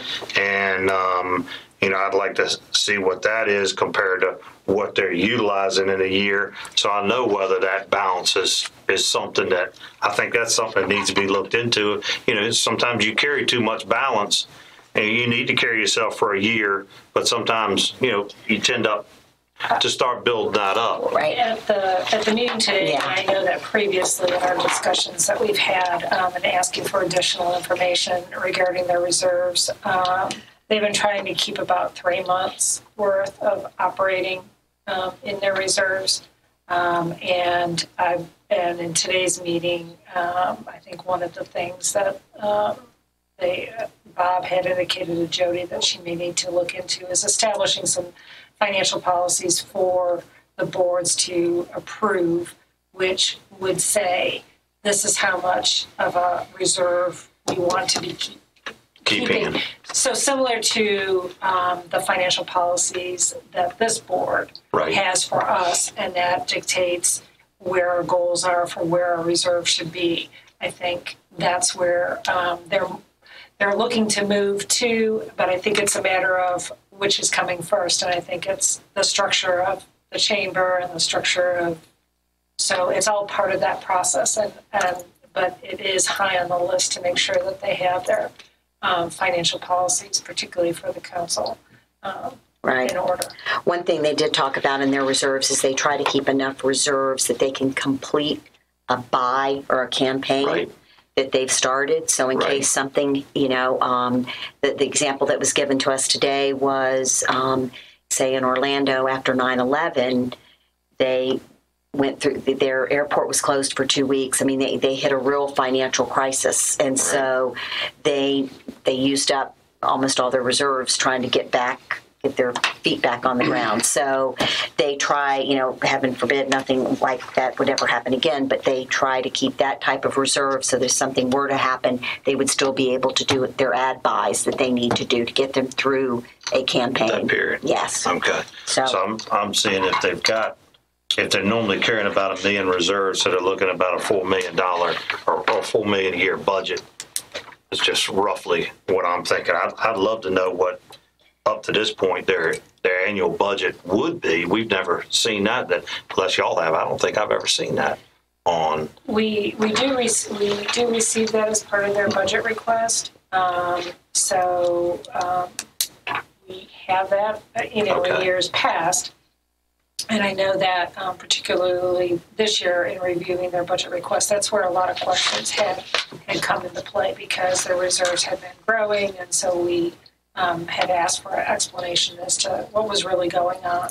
So and when we do, because they're an outside agency for the board to fund, we ask for their previous year's financials, we ask for a detailed budget, and those are available so the upcoming year. And I'm sure if there's going to be a different type of ask, because it's now a different type of organization, that we'll try to make sure that we get the clearest information so that way you all can make your decision on a funding request. Well, is it at that point then you can find out about the salaries? So the 5 employees, I believe, are going to stay with the business side, 4 or 5. That includes the executive director. 9 are on the tourism side. But I do have to say that we did a comparison chart of similar sized localities and what their budgets and their employees. A lot of these convention visitors have a lot more employees than what we run with. So I don't know if, because that moves them over to the tourism side, I don't know if that makes their salaries public knowledge or not. And I'm looking at Adam. You don't know that either. Well, we have a difference of opinion. Well, we do. You're right. It's a public body or not. Yeah. But if we're putting money into it, to me, it's a public body. Exactly. If I'm not putting a dime in there, you can do whatever you want. But if I'm putting the citizens' money in there, that's a public body, and the citizens need to have transparency and see what's going on. We should ask the same thing of them that the citizens ask for us. And it's not saying anybody's done anything wrong. It's this. I'm not blaming anybody. I don't think anybody has done anything, but it's transparency. Just like we show it, we need to have them show it as well, so the citizens can look at it. I mean, that's something I think is, I just feel if you're supplying funds for someone that is coming from the citizens, it ought to be totally transparent on everything. Not, well, we'll show you this, but the payroll and benefits is $473,000 a third, and so that's telling me right there that there's. It's just, I would just like to know where those numbers go, and that You know what the county administrator makes. You know how much y'all all make, how big money y'all make. For doing this job. I will pursue that and see if I get anywhere. Okay. All right. And the question that I have is what share of the money that we've been giving has come from tourist designated funding that we collect? So in other words, we collect meals tax and are told that has to be used for certain purposes. Well, the meals tax. Not meals, rooms. I'm sorry. Room tax. Yeah, 60% of the rooms tax. Right, and has then the to be $2 used. tax. Right. So of the money that we've been giving to the chamber, how much is coming from those sources? It has all come from those sources. So when we talk about maintenance of effort, then that's a different conversation. It really is, because the effort that we've been making is all tourism related, or it is supposed to be. That's the purpose of those funds. Mm-hmm. So I understand the challenge we have of helping through a transition, but I think we need to have a serious conversation with the chamber about the fact that under the law, this money is supposed to go for tourism purposes. Yes. The money that we've been giving them. Right. Yeah. We understand that. So I am working diligently on this topic. Now, the money we earmarked that we originally in the budget didn't give the chamber.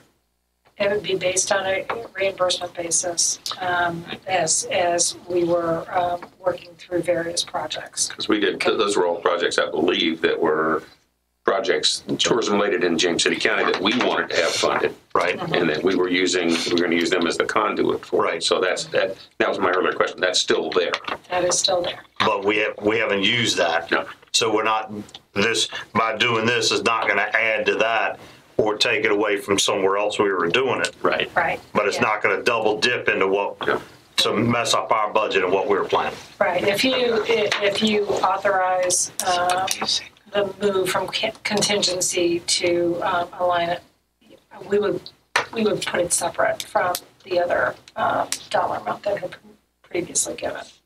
So we would identify it as transition. As a work session here, do we just give guidance and you bring a resolution back to us in the next meeting, or does it? You can do it by motion if you want. Do it by motion. Mm-hmm. All right. Yeah, as it stands, the way that when you adopt your resolution, okay, for the budget, that particular fund is just passed in total, so it's not the various details. So that gives the county administrator the ability to transfer from one area to the other. The one thing that was a little bit different is that in that resolution there was specific language as to what that dollar amount for the chamber would be used for. So I would just be looking, and I'm sure that the minutes of this meeting would reflect that if you authorize the county administrator to move the money from contingency to assist in their transition, that would take care of it. Yeah, is it necessary just to do that? I mean, we're talking about making sure we get accountability for it. That's just something we deal with them down the road, or? Yeah, they do. They have an audit every year. Okay, and then in their next budget request, they always do say this is what they previous years had been spent on, and that is where staff goes through and reviews those requests. And particularly this past year was when staff had a lot of additional questions regarding that. So it is reviewed at a staff level. Okay. And we have a representative on the chamber board, and the board has to approve their budget. And so obviously there is a budget that's available to review.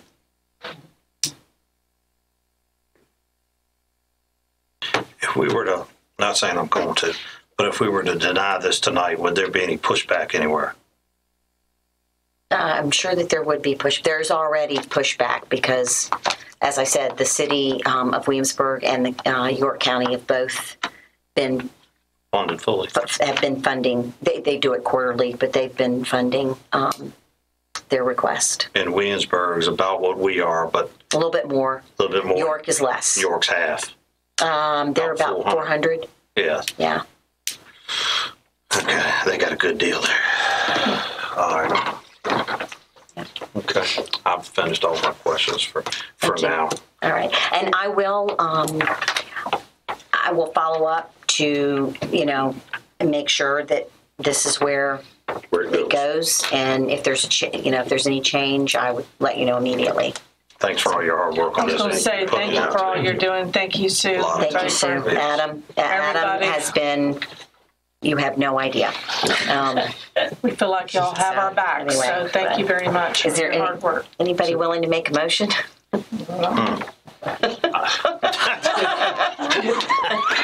Anyone? I'll make the motion to approve the to authorize this. Thank you. Thank you, Mr. Stevens. Mr. McGlinnan. Aye. Mr. Hippel. Aye. Mr. Eisenhower. Aye. Ms. Sadler. Aye. Ms. Larson. Aye. Motion carries. Thank you. Thank you, everyone. Can you vote reluctantly aye? I think you just did. And I do think it is important for us to underline the notion that this tourism funding that we are utilizing is, by law, designated for tourism. And that's where we have to put our effort. Absolutely. So with that, we need a motion to go into closed session. Can I ask one thing before we do that? What I wanted to bring up was the idea that, we have board requests and directives at a regular meeting, but at a work session, I'd like to see if you all would be amenable to just sort of putting under board discussions the last item being a request and directive, so that we have an opportunity at a meeting like this every 2 weeks, if something comes up that we want to have a discussion as a group about, that we can do it legally in an open meeting. It'll make it a lot easier than trying to chase all 4 of you down and have a one-on-one conversation. And then plus we have it open on the record. So, and if that's something that you're, just a procedural type thing, if you're willing to do, I'd like to see us do that beginning, the next work session. I'm good with that. Yes, that's fine. Thank you. With that, I'd ask for a motion to enter into closed session for consideration of a personnel matter, the performance evaluation of the county attorney pursuant to section 2.2-3711A1 of the Code of Virginia. Is there a motion? Thank you. Are we going to? She calls the motion for yes. We have to vote on Mr. Stevens. Mr. McGlinnan. Aye. Mr. Eisenhower. Aye. Ms. Sadler. Aye. Mr. Hippel. Aye. Ms. Larson. Aye. Motion carries. Then I'd like to have a motion, please, to enter into closed section for the JCSA Board of Directors, consideration of a personnel matter, performance of evaluation of the JCSA General Manager pursuant to section 2.2-3711A1 of the Code of Virginia. So motion. Mr. Powell. Mr. McGlinnan. Aye. Mr. Eisenhower. Aye. Mr. Hippel. Aye. Ms. Larson. Aye. Ms. Sadler. Aye. Okay.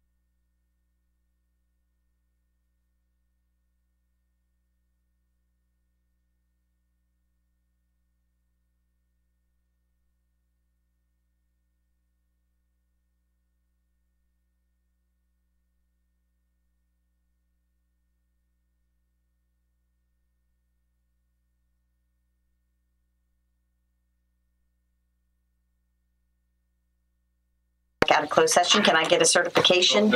I move to certify that. You're good. Okay. Sorry. Go ahead. Ready? I move to certify that we only spoke about those items we indicated we'd speak about as members of the James City Board of Supervisors. Okay, thank you. Mr. Stevens? Ms. Sadler? Aye. Mr. Eisenhower? Aye. Mr. McGlennon? Aye. Mr. Hipp? Aye. Ms. Larson? Aye. Motion carries. And then I need a motion, please, to certify. I move to certify that we only indicated, as we spoke about those items we'd indicated we would talk about as members of the Board of Directors of the James City Service Authority. Mr. McGlennon. Aye. Mr. Eisenhower. Aye. Mr. Hipp. Aye. Ms. Larson. Aye. Ms. Sadler. Aye. With that, I'll ask for a motion to adjourn Aye. until 5 p.m. on November 13th, 2018 for our regular meeting. Thank you, Mr. Ripple. Mr. Stevens? Mr. McGlennon? Aye. Mr. Eisenhower? Aye. Ms. Sadler? Aye. Mr. Ripple? Aye. Ms. Larson? Aye. And then I need a adjourn the Board of Directors meeting. Mr. Powell? Motion. Mr. McGlennon. Aye. Mr. Eisenhower. Aye. Mr. Hipp. Aye. Ms. Larson. Aye. Ms. Sadler. Aye. We're adjourned.